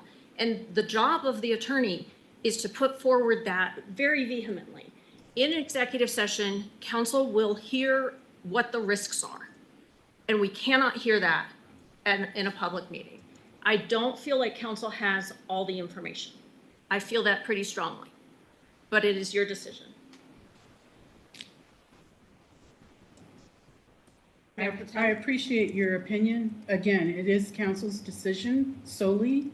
And I would like to hear from the rest of the board what their opinion is in regards to executive session. And I would just note, per state law, you would need 2/3 to enter into executive session. Right. Well, I mean, I know that Mr. Harvey's kind of punted back to us, but I'm gonna return the ball to your court, sir. And if you think that we need to have a more in-depth conversation, I mean, I would welcome that, but at the same time, like, I also don't want to throw good money after bad. And I'm pretty angry about all this, to be perfectly honest with you. So it seems like a slam dunk, but again, I'm not an attorney. Yeah. I mean, yeah, I know. I know I keep punting it back. I'm happy to have an executive session. I mean, like I said, I think if we did an executive session, there'd be more of a discussion about litigation strategy, the more of the liability. I mean, I kind of addressed the costs aspect of it. But yeah, I mean, I think basically those are kind of the pieces that would be addressed by an executive session. And if that's helpful for counsel to kind of reach a decision on the settlement offer. I mean, the other thing I guess we can discuss in the executive session would be if there's any appetite for a counter offer. And we can kind of work to craft that if there is any. So I would say if that's kind of the pieces that you all want before kind of confidently making a decision on this, then probably an executive session wouldn't hurt in this respect. But Thank you. Councilmember Randolph? So I guess one of my concerns about an executive session, now that I think about it, is that some of the emails are confidential, and there seems to be issues with confidential stuff getting scattered all over the town. That is my concern, is who would be in the meeting, and it would be kept confidential, because there's just lots of stuff going on in the town. Does that make sense to everybody else? Councilmember Lasher would have to recuse herself. And we could decide if staff were there other than our defense attorney, correct? Councilmember Bailey? I guess another question for Mr. Harvey is, if we really didn't have any appetite at all for settlement, is it still worth it to have an executive session? I mean, like I said, I think executive session would be just so you have a, kind of a better understanding, having a more informed decision. I mean, if you don't have any, if you feel like you're well informed and you don't have an appetite for any type of settlement, then it's probably not necessary. I know. I realize I'm giving you wishy-washy answers here, but but it's really ultimately town council's decision here. And I would just generally say that if you feel like you have enough information from what I've given you tonight and what is in our documents, to kind of weigh in on the settlement offer, whether to outright reject it or not, then it's probably not necessary. If you kind of need to know more of the details and you have an appetite maybe for a counter offer and maybe more of the the risks involved and things along those lines, then an executive session would be more worthwhile. Thank you. Sure, no problem. Councilmember Davis?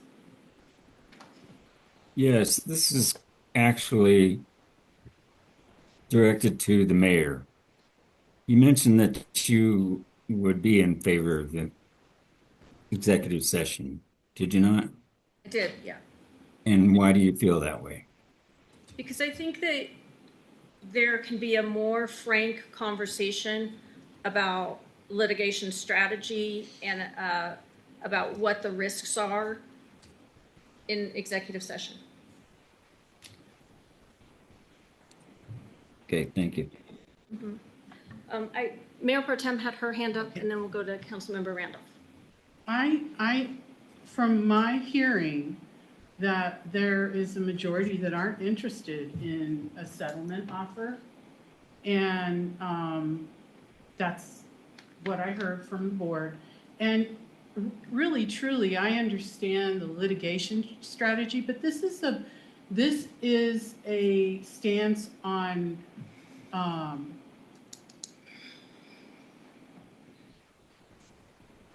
good governance. This is a stance on why would we, when we feel that we are not in any liable way, why would we be willing to pay someone $8,000 simply because we've been accused? If we're innocent, we should stand up for that. It's about the principle of our board. So I say I move forward with my decision. I don't think going into executive session presumes that there would be a settlement. It's about moving forward in general. So if there was any misunderstanding there. Councilmember Randolph? So, Mr. Harvey, you thought that they would rule in our favor, is that correct? I'm sorry, rule in our favor in which On respect? the injunction? And then. Well, I mean, we believe we're right on the law here. But ultimately it's up to the judge to decide. But yeah, we believe that there wasn't an open meetings violation, and we believe our interpretation is correct. So that's our yeah. And I then think the that's case would go away. If they. that. Well, yeah. So basically the idea is that, and one of the things that they're requesting in the motion for preliminary injunction is that they basically consolidate not only the motion for preliminary injunction, which is having to do with the emails, right? The continuation of emails, but they also have requested to do kind of the merits of the case also. So that's basically everything in the complaint, right? So any of the allegations in the complaint. So basically the hearing would be the preliminary injunction, and whether or not there's an open meetings law violation and whether these emails should stop because they're a violation. And then 2 is the complaint and the allegations of what they say in the complaint is the improper appointment of the city administrator. So that would kind of all be wrapped up into one hearing, and then ultimately there would be a decision at that point on effectively on the entire case. Councilmember Dubner? I guess I have a question for council. So historically, we've always had executive sessions, as all of us elected officials. Obviously, Councilmember Loecher would recuse herself. But there is, just with everything that's going on and everything that's come out, there's concerns about possibly Mayor Mitchum's attendance in the executive session. So I guess I'm curious if there would be more of an appetite for an executive session with the request that Mayor Mitchum, as a non-voting member, recuse herself from participation. And I guess I would defer to the attorney if that would be permissible. Are you sorry, Councilmember, are you directing that to me or to I guess Austin? our in-house Oh, counsel, okay. defense attorney. I think that any elected official could choose to be absent from a meeting. The rules around whether a conflict exists are, again, in our town code and primarily relate to a personal interest, whether it be financial or otherwise, to a matter to actually create a conflict. And that's really each individual member's decision. If that would get us to executive session, I have absolutely no conflict of interest here, but I would be willing to recuse myself if that would get us to an executive session so that council could be fully informed. I respectfully disagree that there is a conflict, and I am somewhat offended by that insinuation. It sounds like it's about privacy or something, that you think I'm going to talk about stuff that's in executive session, and I'm offended by that. It's inappropriate to accuse me of wrongdoing before I've even done anything like that. It's extremely inappropriate from where I sit. But if it would get us there, I would recuse myself. Yeah, I guess I just would like to consider all the options. Mm-hmm.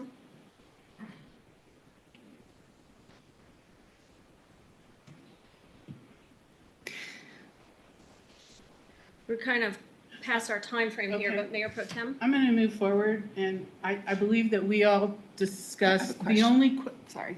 You mind? go ahead, no, please. I'm imagining that if we elected not to have an executive session and this hearing proceeded, there would still be like witness prep that would happen. It's not like we would be completely divorced from preparation for a hearing. It's more of a big picture discussion is what would happen in an executive session. Yeah, I mean, I mean, if there is a hearing, it's very likely that all of you will be appearing at the hearing. And there is witness prep that also goes into for each of you. You know, we haven't decided exactly how we're going to do that yet, but there'll definitely be communication, you know, between us and each one of you in terms of prep. Yeah. So yeah, I would have to kind of let you know how we would go about doing that. So in a way that you'd still get some of that like litigation strategy as part of this preparation, I would imagine. Yeah, I mean, you would certainly be informed of our litigation strategy as we're preparing. Yeah. So given that, if given that and there being not, as I've seen, appetite for a settlement, does that sort of negate the need for having an executive session? You mean in terms of if we were going to have witness prep Yeah. prep sessions? Well, Yeah, I think mean, go ahead, Justin. I was just going to say, I think Councilmember Bailey's getting at the information could be communicated in those prep sessions if needed by defense counsel. And That's I think, kind of my point. yeah, and I think If you're going to do it anyway, you might as well just do it then. yeah, it sounds like Dan's answer is yes as a part of those prep sessions. Right. But each of the council members wouldn't be privy to the other conversations with the individual council members. So a lot of times when you're meeting as a group, somebody asks a question that you hadn't thought to ask, and you hear more information that you wouldn't have heard if you were just having a one-on-one conversation.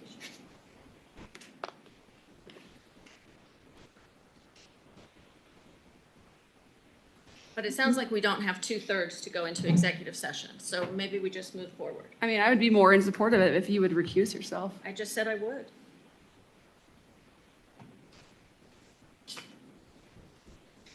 I mean, Austin, I know you're not our attorney on this case, but are you able at all to weigh in at all on any of this? Because this is like, I mean, no offense, Mr. Harvey, but, you know, Austin's been, you know, our go-to for quite a while here. Of course. Yeah, I mean, I don't put you on the spot, but it might be helpful just to have perspective.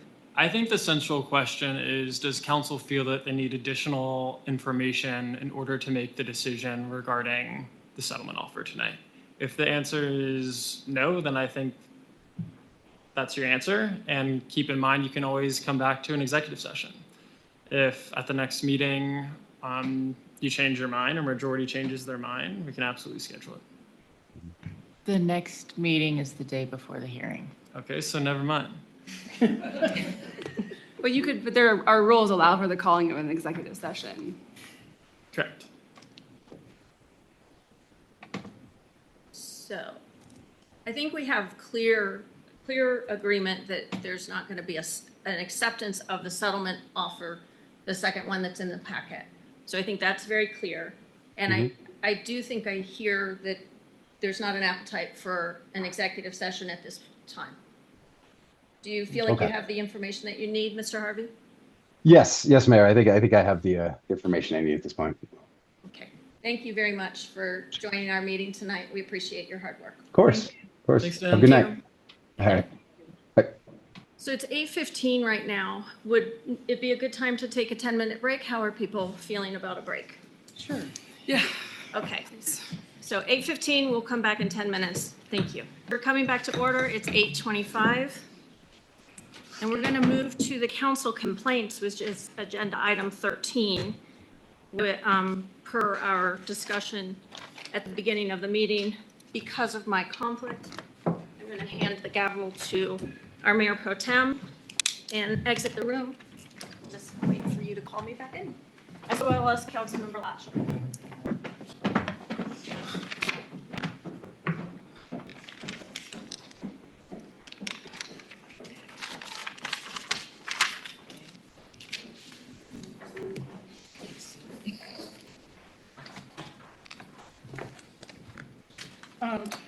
Before we begin the review of this complaint, I do have a point of information.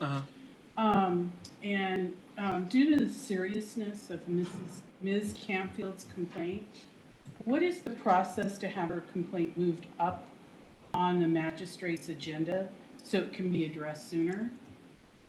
I want to recognize that all complaints are important and deserve attention, but I believe this one should be handled with urgency.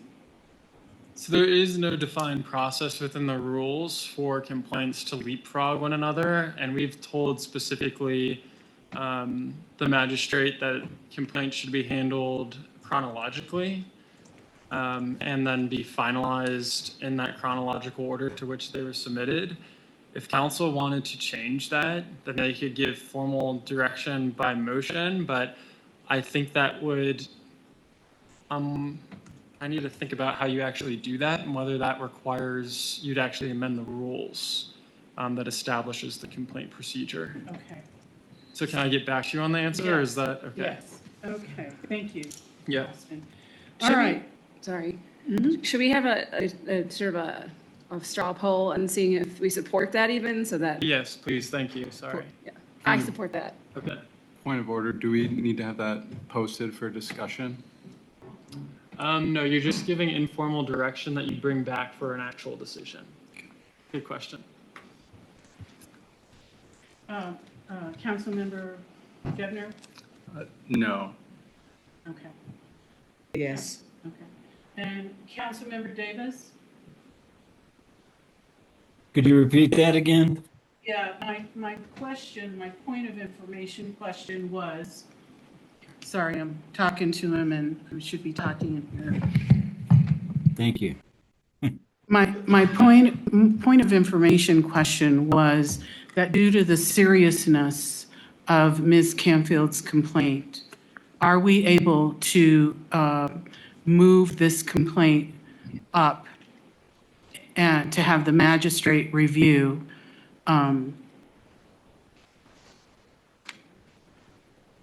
Because I feel that this is of an urgent nature. And so what we're doing is doing a straw poll on if you feel that we should move this complaint up to the top of the Yes.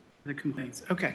Well, only, can I just add one thing? Mhm. One thing that just came into my head is that Ms. Campfield's complaint cites my complaint cites Councilmember Devner's complaint, so I'm not sure, it just dawned on me that they're all kind of intertwined. And so how do you handle that? And I guess I would state, I would prefer that we actually amend the rules with the process to go out of chronological order.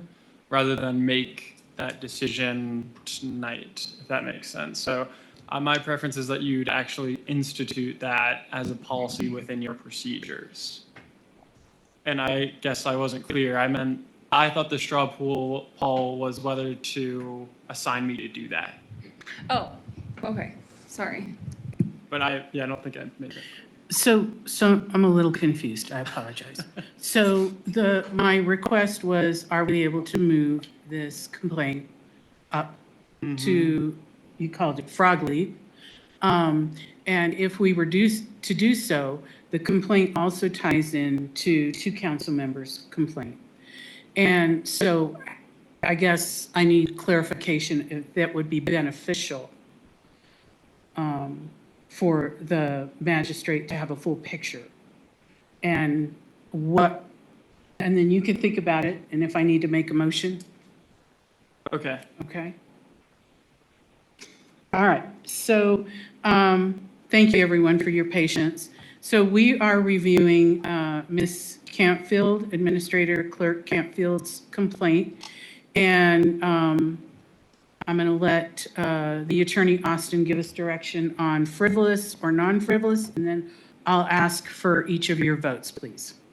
Yep, so that's really it. So we're just making the determination on, under the rules, if whether council believes that this complaint is frivolous based on the complaint being either substantially similar to a complaint previously submitted, or a determination that the allegations in the complaint, even found to be true, do not amount to a violation of the rules, code, or charter. So council just needs to make that initial determination before it gets sent to the magistrate. Can you clarify that, if we vote yes or no? I think, well, correct me if I'm wrong, I think we're doing yes is moving it on to the magistrate? Okay, Correct, okay. okay. Councilmember Bailey? Yes, this should move on to the magistrate. Councilmember Davis? Yes. Thank you. Councilmember Debner? Yes. Yes. Councilmember Randolph? I'm sorry. That's all right. Okay. You vote too. And I also vote yes. Great. I think that concludes this item. Or do we have any other? Just the question I had about moving this complaint up. So, Austin, you would prefer that if we wanted to leapfrog complaints and go outside of chronological order, that we would Amend your rules. amend the rules? Yeah, Okay. I think so. Okay. I mean, it might be nice to have some way of sort of rank ordering complaints. I mean, I don't know. I think why I I want it in feel- the rules, I would want criteria that council needs to weigh to be able to make Yeah. that determination. Thank you for your input. I appreciate it. Okay, should we, So, yes, can someone let the mayor and Councilmember Loecher come in?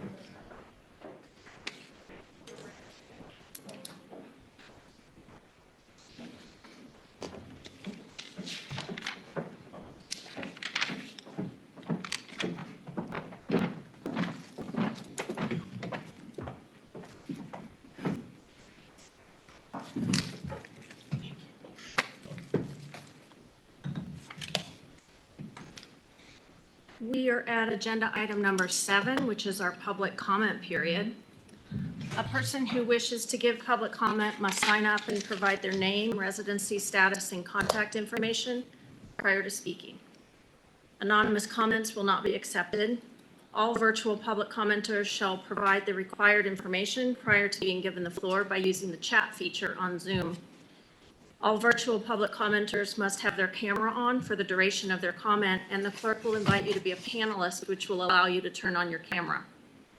Each individual may speak only once during each public comment period. All council members must listen attentively to public commenters, but no response shall be given to any public comment except the chair may direct staff to follow up with a commenter or council by majority motion. No person shall be allotted more than 3 minutes. Our clerk will call on people in the room who have signed up first, and then people who are attended remotely. Please speak up so that people attending remotely can hear you and that the comment is captured in full. Do we have anybody signed up? Jody Dosh.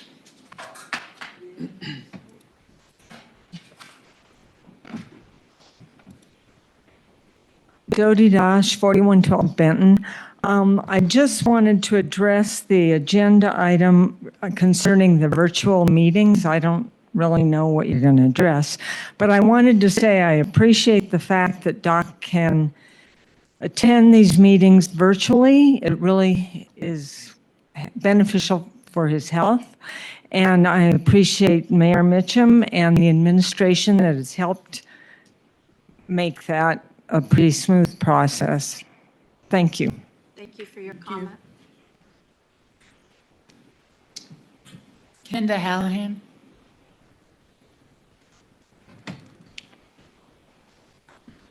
Kenda Hallahan, 4363 Eaton. I am in support of charity Campfield 100%. I'm appalled that the mayor suggested psychological help so soon after this tragedy. Until you lose a child, you can't understand. It's something you never get over. I'm amazed charity returned to work so soon. When I lost my daughter 25 years ago, I was on leave for 6 weeks, and my employer was always checking on me. When I returned to work, they had a celebration for me. I felt such love and caring from them. Mountain View sent a sympathy card, and I still have it, signed by Mayor Van Hart, council, and staff. The town was very supportive then. Where is your compassion now? Thank you for your comment. Jeff Kitty.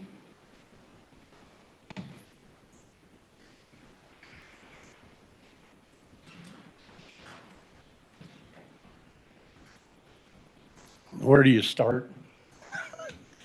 I'm totally appalled at the actions of the mayor and council member towards charity. I would also, with my experience in government, I would highly recommend that you do an executive session to hear from the attorney and CIRSA, so you know what their deal is, because if you guys get a lawsuit, it's gonna up your insurance or even get you canceled. And I'm not saying that I don't agree with what you're doing, but I think that's something you need to take into effect. And if it were me, if there is a payout, part of that caveat would be that you guys did not do anything wrong and that Miss Loecher is gone, period. That's all I got to say. Thank you for your comment. Brian Carney.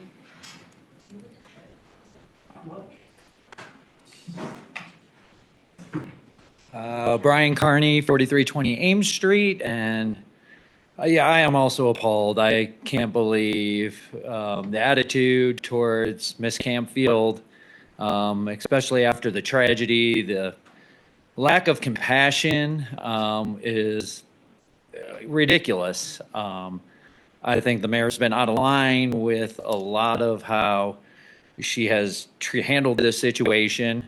As it comes to other complaints, I think the town should know that I have already given my testimony to the magistrate regarding my complaint, and I'm aware that Ms. Loecher has been reached out to too, because she once again reached out to my boss's wife, trying to do whatever, who knows.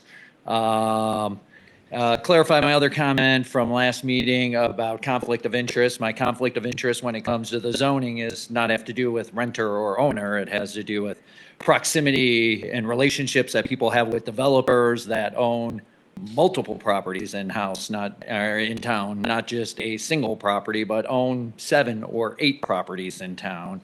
I think that's where the conflict of interest lie, and I think it's ridiculous that some of our issues seem to be being taken out on Ms. Campfield when she is extremely qualified for the position that she has. I think the town is lucky to have her, and I think there are certain members that are doing everything within their power to try and drive her away, which I think would be a tremendous loss for our town. That's it. Thank you for your comment. Melinda Plemmel. Thank you, Melinda Plemmel, 4160 Depew Street. I am going to echo some of the other folks in the room that your conduct is absolutely disgusting, and I think everyone in this room should be alarmed by that. A few years ago, we had another council member that pulled a sign from a yard and was kicked off of council by council vote. Ms. Lasher here literally has provided confidential information in a lawsuit that will benefit her. I don't see why we are allowing that. It's bullying tactics that she's pulling on everyone here. There should be a discussion. She should be removed from council immediately. There's honestly two people on this board that really seemed they will go to any length to get what they want.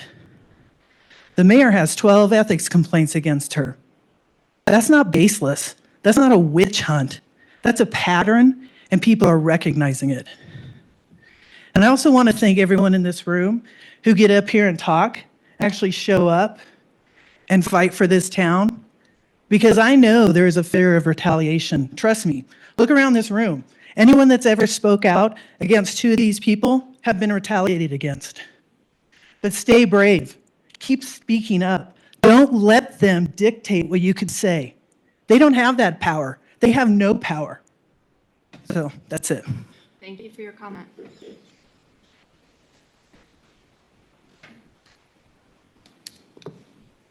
Nancy Bucci will be joining as a panelist. Thank you.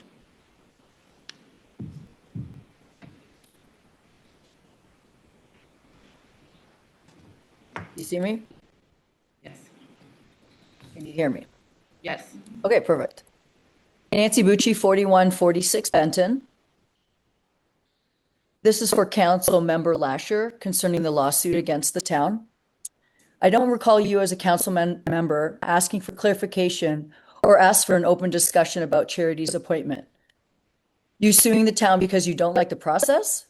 And now bringing a lawsuit to our town when we have been told we are in a financial crisis shows your complete disregard for the success of the town as a whole. And you, Mayor, I'm going to use the same word a couple people have said. I am appalled after reading Ms. Campfield's complaint. How can you be so cruel and thoughtless and use this tragedy as an opportunity? Where is your empathy? Psychological evaluation? I'm appalled. It's so appalling you even said those words out loud. You spread yet again confidential information that is not yours to spread, information to other residents. This is not a witch hunt, as you stated. People are bringing attention and facts to matters that are troubling. This is the community asking for accountability. Dismissing it as anything else reflects your lack of understanding and unwillingness to take responsibility. I cannot believe the amount of information you have leaked, told, divulged to people. I know for a fact you leaked information to Brent Metz. I am not sure you are fit to be mayor, and these latest events are just a small amount of injustices by you. And it's evident in the factual complaints against you. We all know you leaked information. The fact that you are offended by what Councilmember Debner said is laughable. You have shared so many things that wasn't yours to share. Thank you. Thank you for your comment. Would anyone else online like to speak? No one has raised their hand. Okay, so just for the record, I'll be responding to the allegations at the next meeting during our recording time, and I respectfully disagree. And we will move on. Oh, Teresa Freeman. We have another commenter? Yes.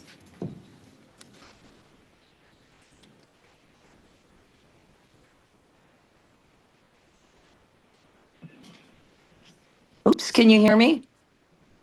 Yes, can you turn your camera on, please? Oh, sorry. There we go. We in? Okay. Are we there? Yes. Okay, thank you. Teresa Freeman, 4161 Ames. I would like to read my comment now.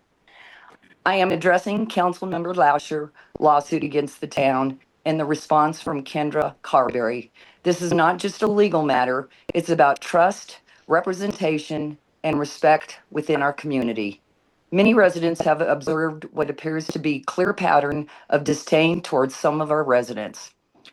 Comments like, "We gave them tacos and trees. What more do they want?" Referring to the residents as the mob or the vocal minority, really, is another example of her dismissiveness and is quite revealing. The survey from Fairfield and Woods is described by her as overwhelming response. This inconsistency raises serious concerns about her selective validation of public input. Last meeting, a resident raised important issues, potential conflict of interest. Councilman Loecher and her family could benefit financially from the redevelopment and rezoning of 44th Avenue. This needs to be addressed. We deserve transparency that the potential to personally benefit as elected office must be made public and frankly recusal. The Fairfield and Woods survey, to my understanding, was distributed to not only homeowners and property owners, but also renters. Should renters have decisions about zoning, rezoning, and long-term property development? While renters are a valued member of our community, they do not directly pay property taxes the same way property owners do.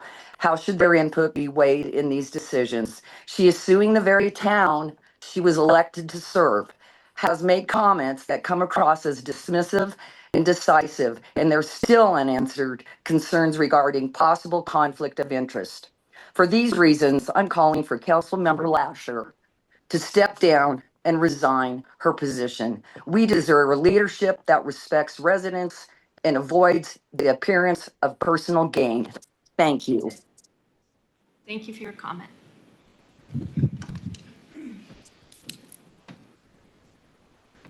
Do we have anybody else remote who would like to make a public comment? No one has raised their hand. Okay. So moving on, we're at agenda item number 8. Your staff report for agenda item number 8 is on page 128 of our packet.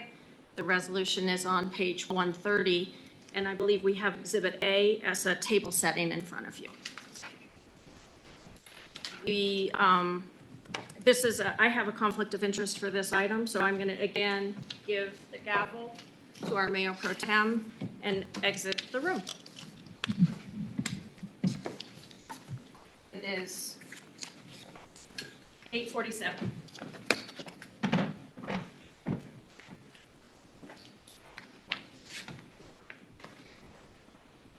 Good evening, Council. Oh, I was just curious if Mayor Pro Tem had a conflict of interest because it's about her wife. Oh, wait. The FCPA complaint?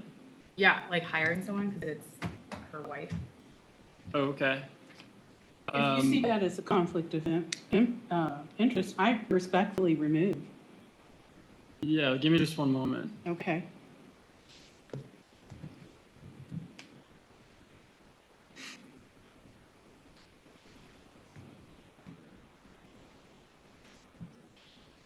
Yeah, I think you should disclose it. If Okay. you believe that it's a conflict of interest, you can just recuse. Of course, thank you. And I'm going to be outside, so I'm not hearing any of the conversation. So when the discussion is over, if you could please let someone come and get me. Sure. And I'm going to give the gavel. Can I say one more?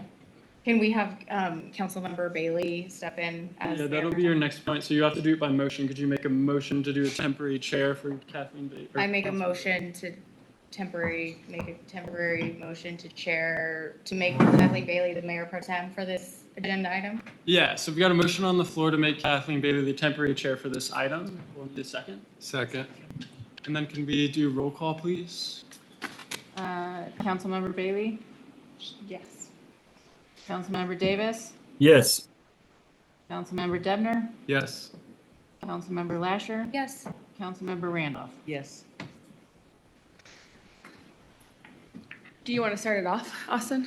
Floor is yours. Good evening. So this agenda item is to appoint a hearing officer for the Fair Campaign Practice Act complaint that came in on April 7th. Because of the conditions of the Campaign Practice Act complaint, I decided not to use the previous hearing officer that we had. We have reached out to Karen Goldman, and she is available for this hearing.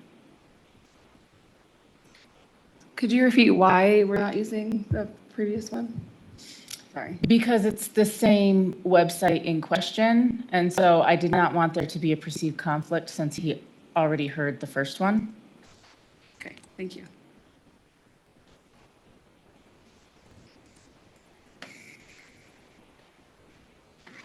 Councilmember Debner? Regarding, I guess, how is Karen Goldman identified as a candidate? Could you maybe talk through that process a little bit? Karen Goldman is probably the most educated election official in the state of Colorado. She was the deputy city clerk in Aurora for multiple decades. She is also CML's liaison to clerks for all election-related education materials. She also is a consultant for elections across the state. So the timing on this has been very difficult because most municipalities were going through their spring elections right when this Campaign Practice Act complaint was filed.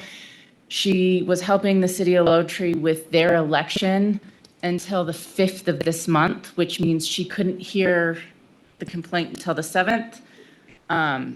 And because of the timing with legal representation, we will have a preliminary hearing on the 7th and then have the full hearing on May 21st. But that is part of the reason why I chose her, is because she's the most educated election official in the state. Thank you. And we've hired her before. Yeah, she worked on the recall. Or- She oversaw the recall for Councilmember Metz. And the reason why we had to hire Karen Goldman is because there was a conflict on my end, but unfortunately, we didn't pass the ordinance for the Fair Campaign Practice Act within 24 or 180 days prior to the election, and so the Secretary of State would not hear it for us.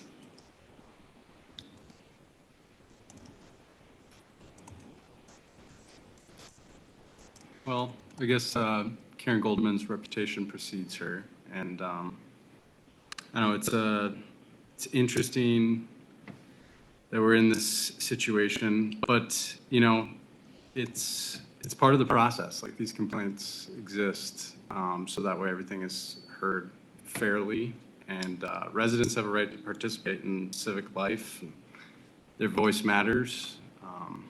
Sharing of views, supporting or opposing candidates, making public comments, very important. And it's a matter of fact that this exists so that way it's a fair review. And I guess just kind of reflecting here, I'm thinking about how I want residents to feel confident in engaging in our community. And it actually makes us a lot stronger to use these processes for a fair determination. And I actually really look forward to our discussion topic about campaign practices in our town, which ties in really well with this. Not that we would want to be here, but I think there's more discussion to be had at the table. I guess I'm ready to vote. Does anybody else have anything they'd like to add before we vote?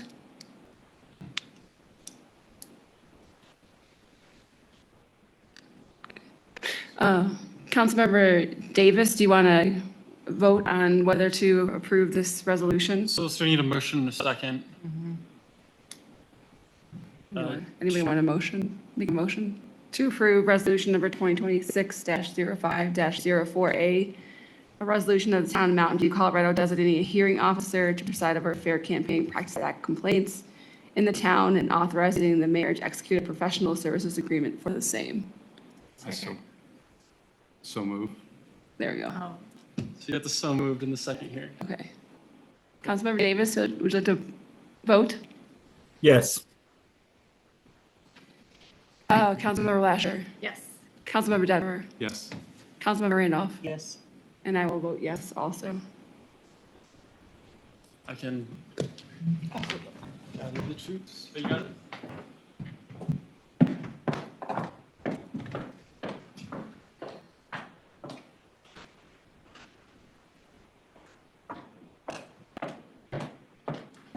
Oh, You can get Leo. She's on her way. okay.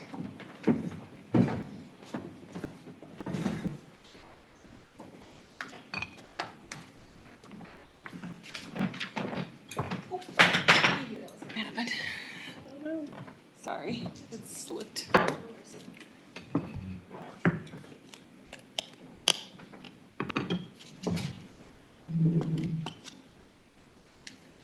Moving on to 8:55, we're at agenda item number 9, which is the deputy clerk compensation.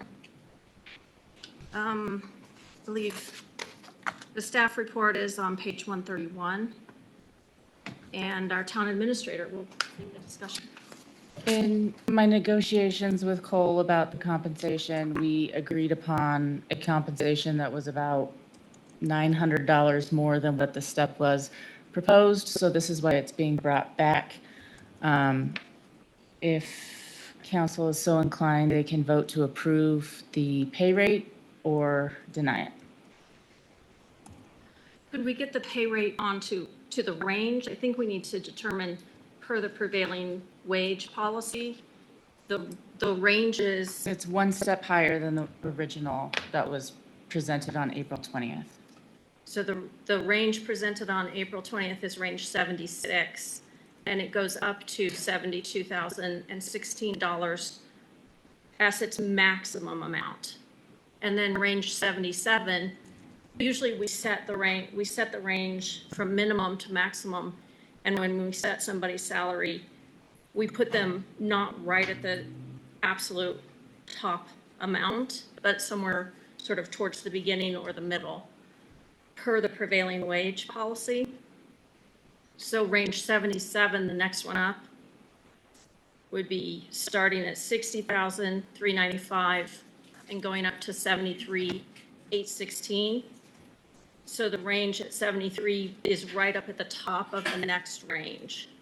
And so I think it would be helpful if council set the range so that that amount was not right at the very top of the range. So that would give you, as his supervisor, the opportunity to recognize his efforts and, in a reasonable way without coming back to council for approval of another range. So we could go up to range 78, which would put, the range would be 61,905 to 75,662, and put him, pretty much a little above the middle. But it's up to you to make that recommendation.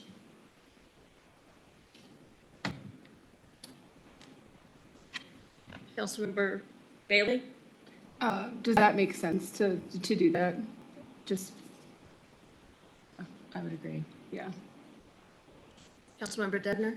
Hearsay, so last meeting, we decided on a range in the job description. So I guess I'm wondering from our attorney's perspective, is this, and procedurally, can we do it this way? Just assign a range outside of a job description review? I think that this motion would have the effect of updating the job description to that new 78 range moving forward. And council would then have to, that's why it's partially before you today. You're kind of reapproving the range in the job description and also appropriating for a different amount. So this item kind of does both of those things in the background. I guess I'm in support of the 78 range per our prevailing wage policy, because I also had the same line of thought that typically the pay that's agreed to is on the lower end, so that way there's flexibility when it comes to future pay increases. Mayor Pro Tem? Could you please clarify, thank you, clarify that the deputy's clerk's wage currently will be at 73,000? Okay. Yes. Okay. So I'm in favor of the current 73,000 with the increase to 78 range. Thank you. Councilmember Davis, do you have any input in the questions for staff about this?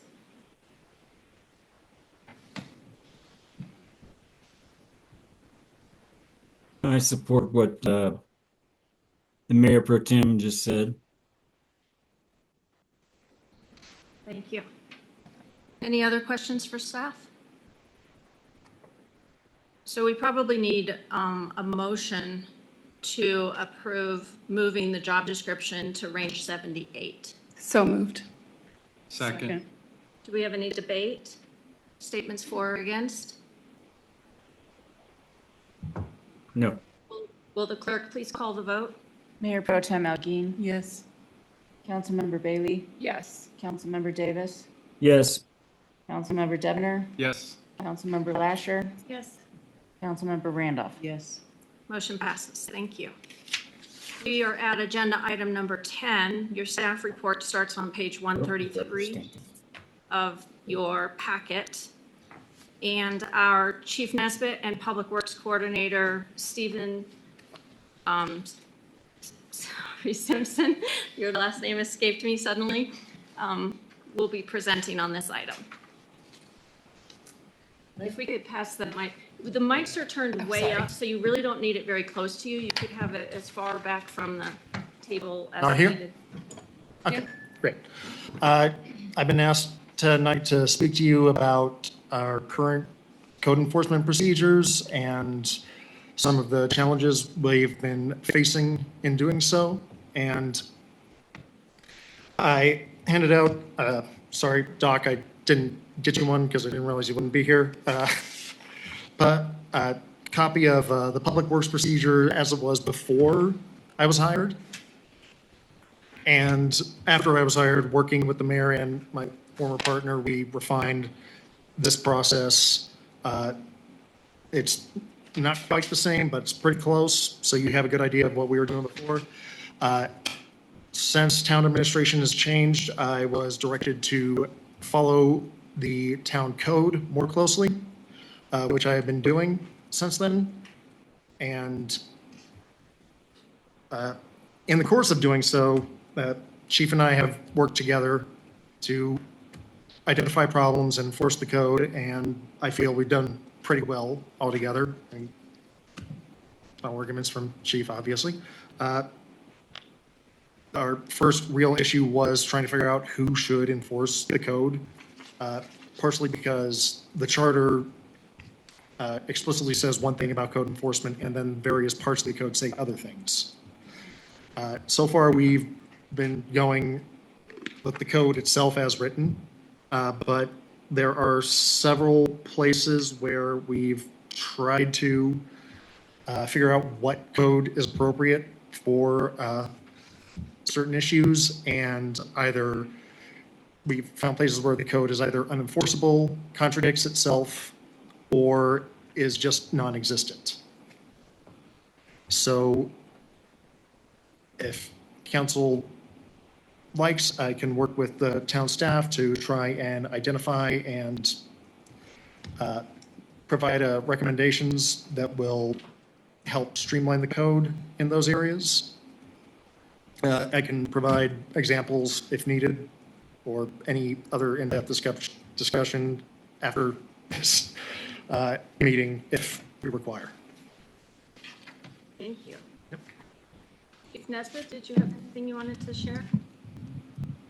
Just a little. We, again, me and Steve have been working fairly well together. We've had all the officers we just kind of working as a team trying to get a lot of this done.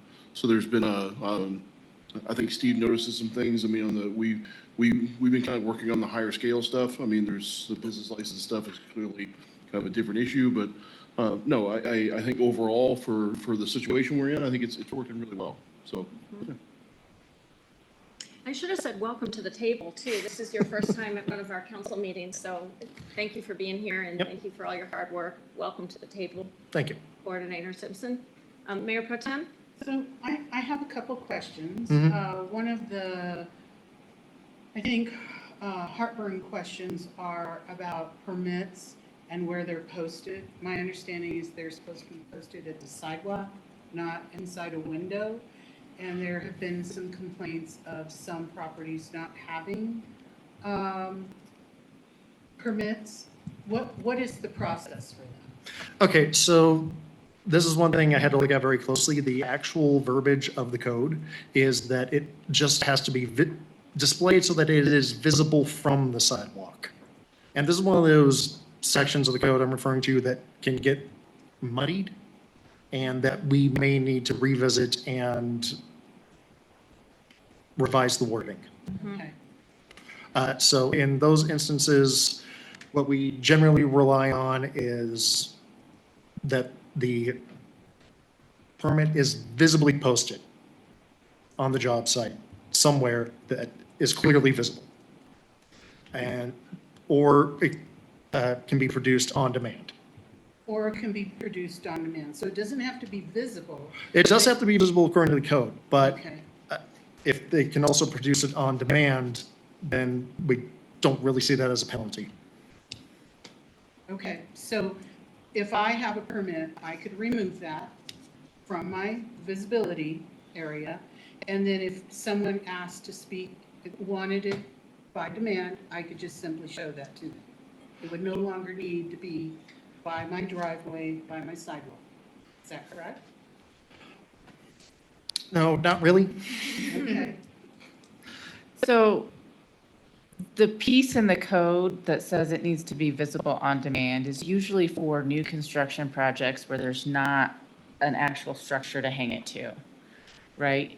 Any project that's a renovation or an alteration for a home, you want to post it on the front door so then you can see it from the sidewalk. And I think that's why the code is written that way, because it's really difficult to have a building permit on a structure that doesn't exist yet. And that most building officials, when they show up to a job site, will ask to see the permit before they start any inspections. And so I think this is part of the conversation of code enforcement as a whole, of trying to clarify expectations of residents and like, here's what the code states. So if there's a building to put it on, can you just post it on the front door? If there's not a physical building, can you provide it when the building official shows up, right? And I think that's what Steve's been trying to do when looking at the code. Yeah, or in particular right-of-way permits, like you can't just post it, on a manhole cover. It's not gonna work. Okay, thank you. And I do have one more question about code enforcement. Just a minute, I'm sorry. I'm going to make sure everybody else has a chance to Okay. speak before we, Councilmember Docs. Devner had your hand up. Are you pointing? I think Doc's had his hand raised for a while. Councilmember Davis? Yes, I'd just like to ask if the code could be emailed to me. Well, the code itself is available on the website, on the town website. Is there a specific portion, though, that you wanted? Talking about Oh, The the table procedure. Yes, I can email that to you. Thank you. Yep.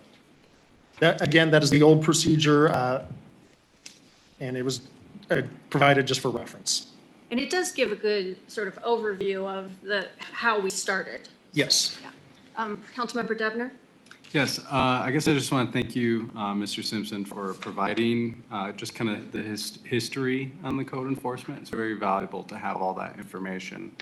And I guess I'm really in strong support of staff looking at code and preparing suggestions for council to consider where it needs to be clarified.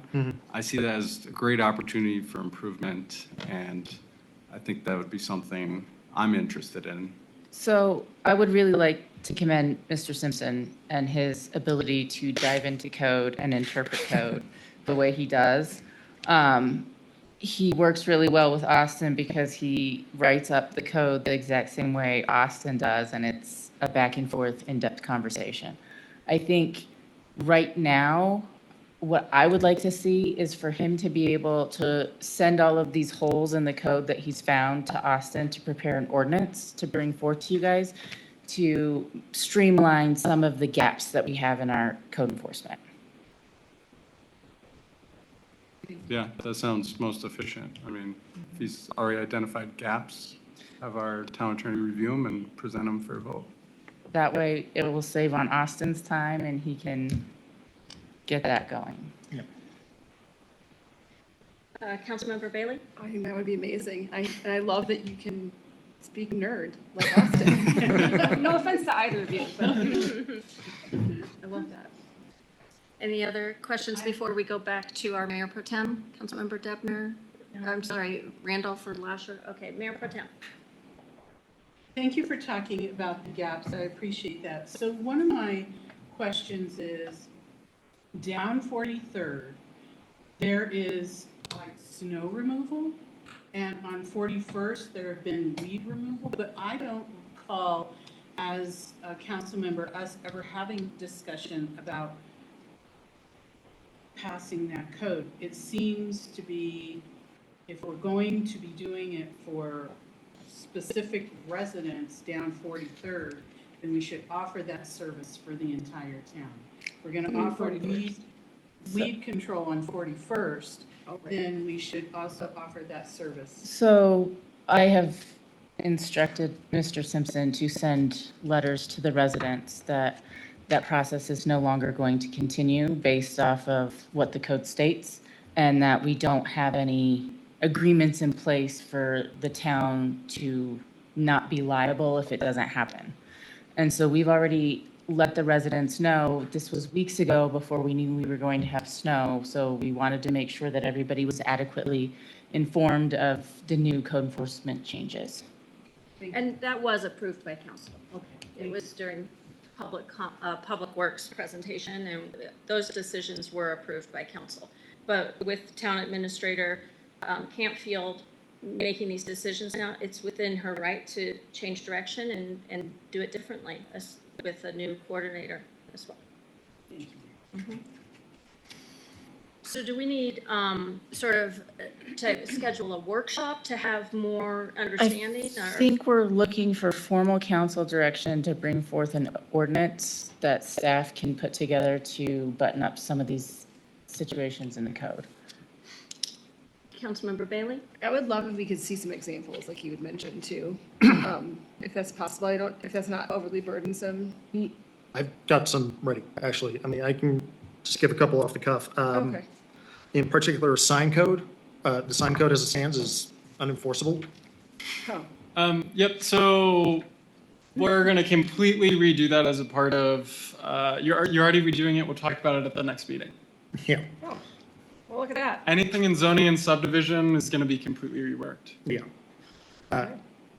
And that's actually something else, removal of trees and shrubs. We have two different ordinances in two different sections for those. We need to eliminate that conflict. Again, snow removal is another one. And that's actually one that is supposed to be, according to the code, on the building inspector. But trying to get the building inspector out to come trump around in the snow is not easy. The building inspector? Yeah, so our code says that Yes. Safe Built has to come out and do the inspection of snow removal. Yeah. So things like that, Oh. Yeah, that's not great. yeah. That's helpful, thank you. That's helpful, Yeah. yeah. Yeah. Councilmember Randolph? So what happens to the neighbor help neighbors, I'll come shovel your snow? Is that still, That is still active. There is no change in that. and what happens if somebody falls? Who's responsible? Not the town. Not the town. It's not a town program. I mean, neighbors can help neighbors in any regard, and the town can support that initiative, but it's not an official town program. Even if it's on the website?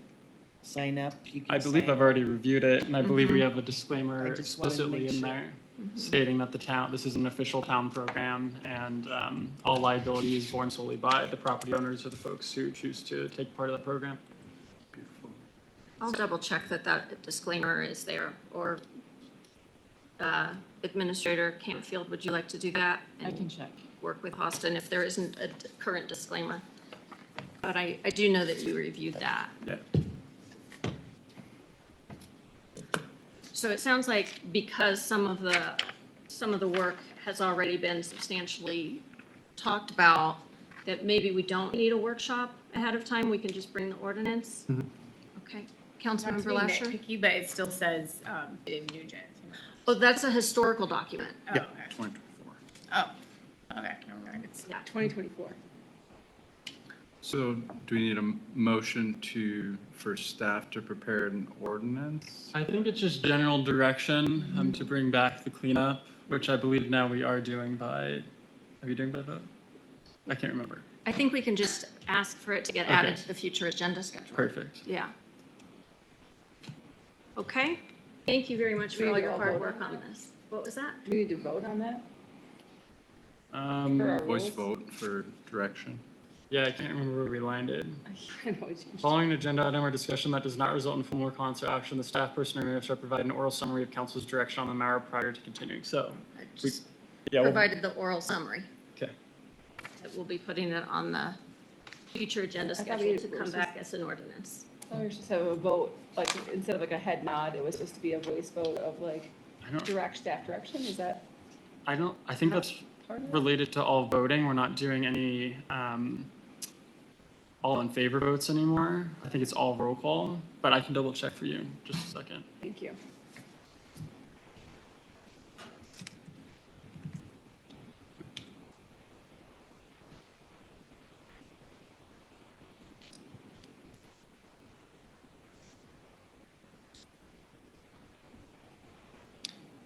I guess I have a question. Yeah, it's all decisions of council shall be made by an audible yes or no, but we have a separate section related to direction. And for direction, direction can be given informally, but it has to be summarized after. Okay, And you have the thank you. ability to object. Thank you for that.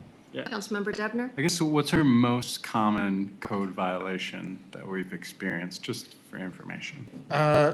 Overgrowth on the right-of-way, sidewalks, streets, and alleys. Thank you.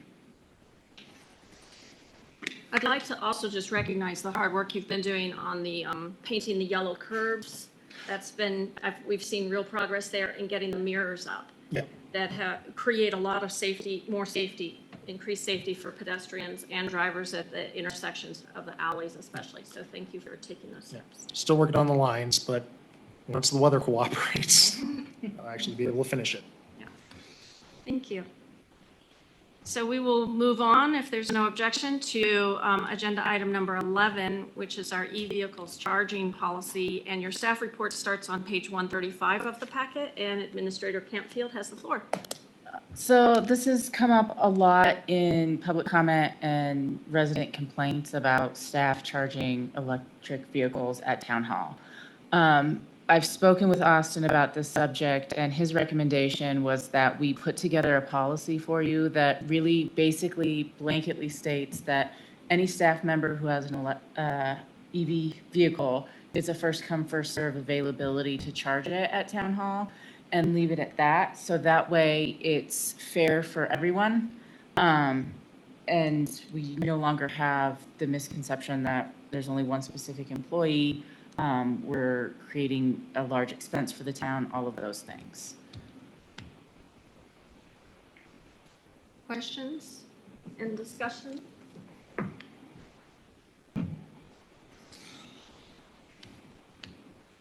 Sounds like everybody's in agreement there, and we can put that on the future agenda schedule for. The goal is to ordinance? bring it back to the next meeting for approval. Okay, would that be no, it's just a policy, so, Yeah. Resolution. resolution. Mhm. Okay, so, did you have a question, I Councilmember guess, Debner? yeah, I'm in strong support of that. I think that would be fair and equitable for staff and also serve the public, so. So it's not something that I think the public would use. No, but any staff member, it's a first come, first serve, and it's not a dedicated charging availability for just one specific staff member. So that way, the town covers itself with liability. Yeah. It's just a regular outlet. It's not a special EV charging station. It's just an outlet in the garage. If and ever we get to a point with a new town hall and an EV charging station, then we would have to readdress the policy. Sounds good. Any discussion from Councilmember Davis? Okay, thank you. So the summary of that staff direction is we'll bring it back at the next meeting with a resolution to approve the policy. Thank you for your efforts there, Administrator Campfield. And moving on to agenda item number 12, this is our discussion regarding virtual council member attendance. So this discussion item regards potential updates to council rules of procedure related to virtual attendance at council meetings. Should council wish to pursue, just like the last one, changes, a corresponding resolution would be presented for consideration at a future meeting. And we're seeking direction for staff as to whether or not council would like us to bring back rules to clarify anything related to virtual attendance, simply because currently there's very little direction in our rules. And it simply says that a person attending virtually shall notify the clerk in writing at any point prior to the meeting. So the current rules don't address expectations for frequency of remote attendance. I think we've both been very happy to accommodate Councilmember Davis and have really appreciated your cooperation helping us improve our AV system so that that does work well. And I'm simply just trying to make sure that we have that sort of as part of our policy, if we want that as part of our policy, that's approved for council members to attend remotely. But it also doesn't address camera use and visibility, which I think we ran into some of those problems when we had Councilmember Bailey was attending remotely and coming and going from the table and we couldn't see her. So does that constitute remote attendance, and how do you want to address that issue? We had a little confusion about voting procedures in that case, and just the protocols for entering and leaving the meeting. It's good practice for minutes to be able to say who was at the table at any given point. So it would be helpful, I think, for the minutes to have that be a standard. Because in-person setting, these elements are very evident, but it's not evident when somebody's remote. So this is really up to council if they would like to clarify any of those rules. And if so, we'd bring it back. Councilmember Randolph. I don't want to clarify anything. I think it needs to be kind of open-ended. If somebody's traveling, you may lose them. It's a matter of learning. I mean, you trained me on Zoom. It should be part of training when there's a new council member. And I don't know if Doc was trained. It wasn't included in the packet. The information, I mean, there was lots of stuff not included. So I don't have an issue with the way it is. Would you like to add the requirement that council members get trained Well, on remote attendance? yeah, I mean, in your training, you said it took you 4 years to put it together, and it was not what I expected, I guess. I would have liked more explanation about, then you later trained me on Zoom, didn't explain resolutions, didn't explain ordinances. It was more, this is the form of government, and this is what I want you to do. So I think, yeah, I think if Doc wasn't trained on it, he's learned by gosh, by golly, and he's done a pretty good job. Absolutely. Absolutely. I think we should add it that, oh, sorry. Go ahead, Councilmember I think we Loecher. should add that we should get trained because I got zero training, like absolutely zero, and I got on in COVID. So it was just, I had no idea, like no one handed me, the rules, no one handed anything. Like it was like, all right, vote. And you're like, oh my gosh, what's going on? So I think we should have something in there that like there is a training that every new council member goes through. Mayor Pro Tem? My question is, do we need to include this in council virtual attendance rules? Or does the training of Zoom and virtual attendance go into the training packet rather than changing this council virtual attendance rules? We could simply put that in as part of the training. Doesn't need to go into this. That would be my preference. If it's related to training, that it's included in those administrative documents rather than a formal rule. That makes sense. Councilmember Davis, do you have any feedback or thoughts? I'd like to thank you, Emily, Thank you. for all your help on all this. Thank It's you. really made a big difference for me. I'm You so and glad. Charity. Thank you so much for all your help on everything. Of course, I'm glad you can attend easily. Councilmember Bailey? I just want to say that I also don't really support putting it in the rules, but I do support that, new members, if they need it, they don't know how to do it, they should be trained on it. I also wanted to comment on, I got kicked off that meeting, I don't know how many times. It was nothing that I had done. It was the technology that just spectacularly failed me. So I think we're still not quite there tech-wise, unfortunately. I don't think anybody's blaming you for that or finding fault with you. I think it's the nature of technology, especially like if you're in a moving vehicle or you're in an unfamiliar place. But It's an airport. yeah, in an airport, there was a lot of background noise. You later had a question about your vote, and I feel like, you know, the clerk had to make a decision in the minutes about that if there were rules around that, she wouldn't have to make a decision in the minutes. So it's just a matter of clarity. You could add something into the rules around just voting. Wouldn't necessarily need to be like virtual voting. Or we could just, I mean, I think proxy votes were the issue there, but that is very clearly in the rules. So maybe just the conversation alone was enough and the rules don't need to change. I think they're sufficient. I've just noticed that there has been some recent question about it. So it's if there are council questions about an issue, it's on council to answer those questions and your job to tell us how to proceed if there's not clarity. Councilmember Debner? I guess I do see some opportunity for additional clarity in our rules. So like we could add that a thumbs up could indicate a yes, thumbs down is a no in the event that a microphone doesn't work. So I do see, you know, we could improve it. I mean, really that kind of opens the rules in general. Like there are probably other edits that we could make.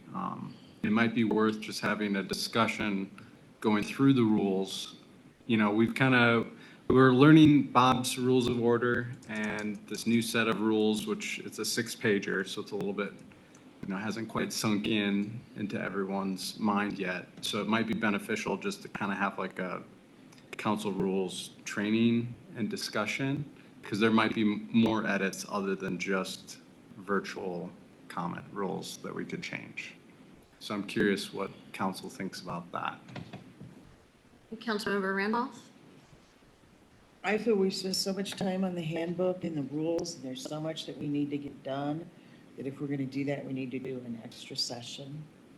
Because we did 9 meetings in the beginning, and then we did one a month, and we seem like we're just snowballing, in my opinion. There's a lot of stuff that's hanging out there that needs to be talked about and taken care of. And I guess keep going back to the same things as, I'd like to get a few of the other things done. And then come back to it, or add an extra meeting. Typically, the rules are revisited every year on an annual basis, and they're not revisited in an ongoing, constant way unless there's really a dramatic need. But since this council has said that they want to treat the rules like a living document, and they said that explicitly, that's how I'm treating it. So it really is up to you.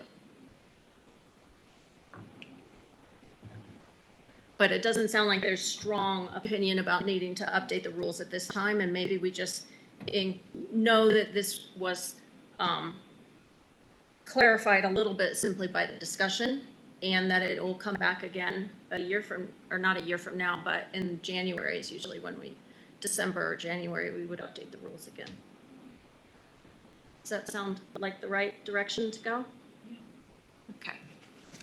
So that's the verbal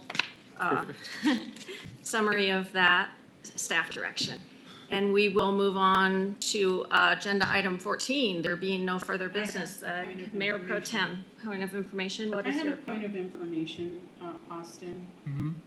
Based on what we've heard from Kendra and Daniel Harvey about the possible confidential information. Can we move the mic so that it's closer to her? Just Okay, I'll start over. It doesn't have to be that close. It'll be Based on what we've heard from Kendra Carberry and Daniel Harvey about the possible confidential information being shared with Councilman Member Loecher's attorney and 2 of the 12 complaints involving her, I have a question. And this is in regards to ordinance 26-2-9. Austin, can you explain in simple terms what steps we have to follow under this ordinance and what we legally can and cannot do, especially when it comes to removing someone from office? So this is not on our agenda tonight, and it sounds like a legal question rather than a point of information. Why don't I follow up with an email? Okay, thank you. Moving along then, we are at agenda item number 14. There being no further business to come before this board, we are hereby adjourned at 9:30 p.m.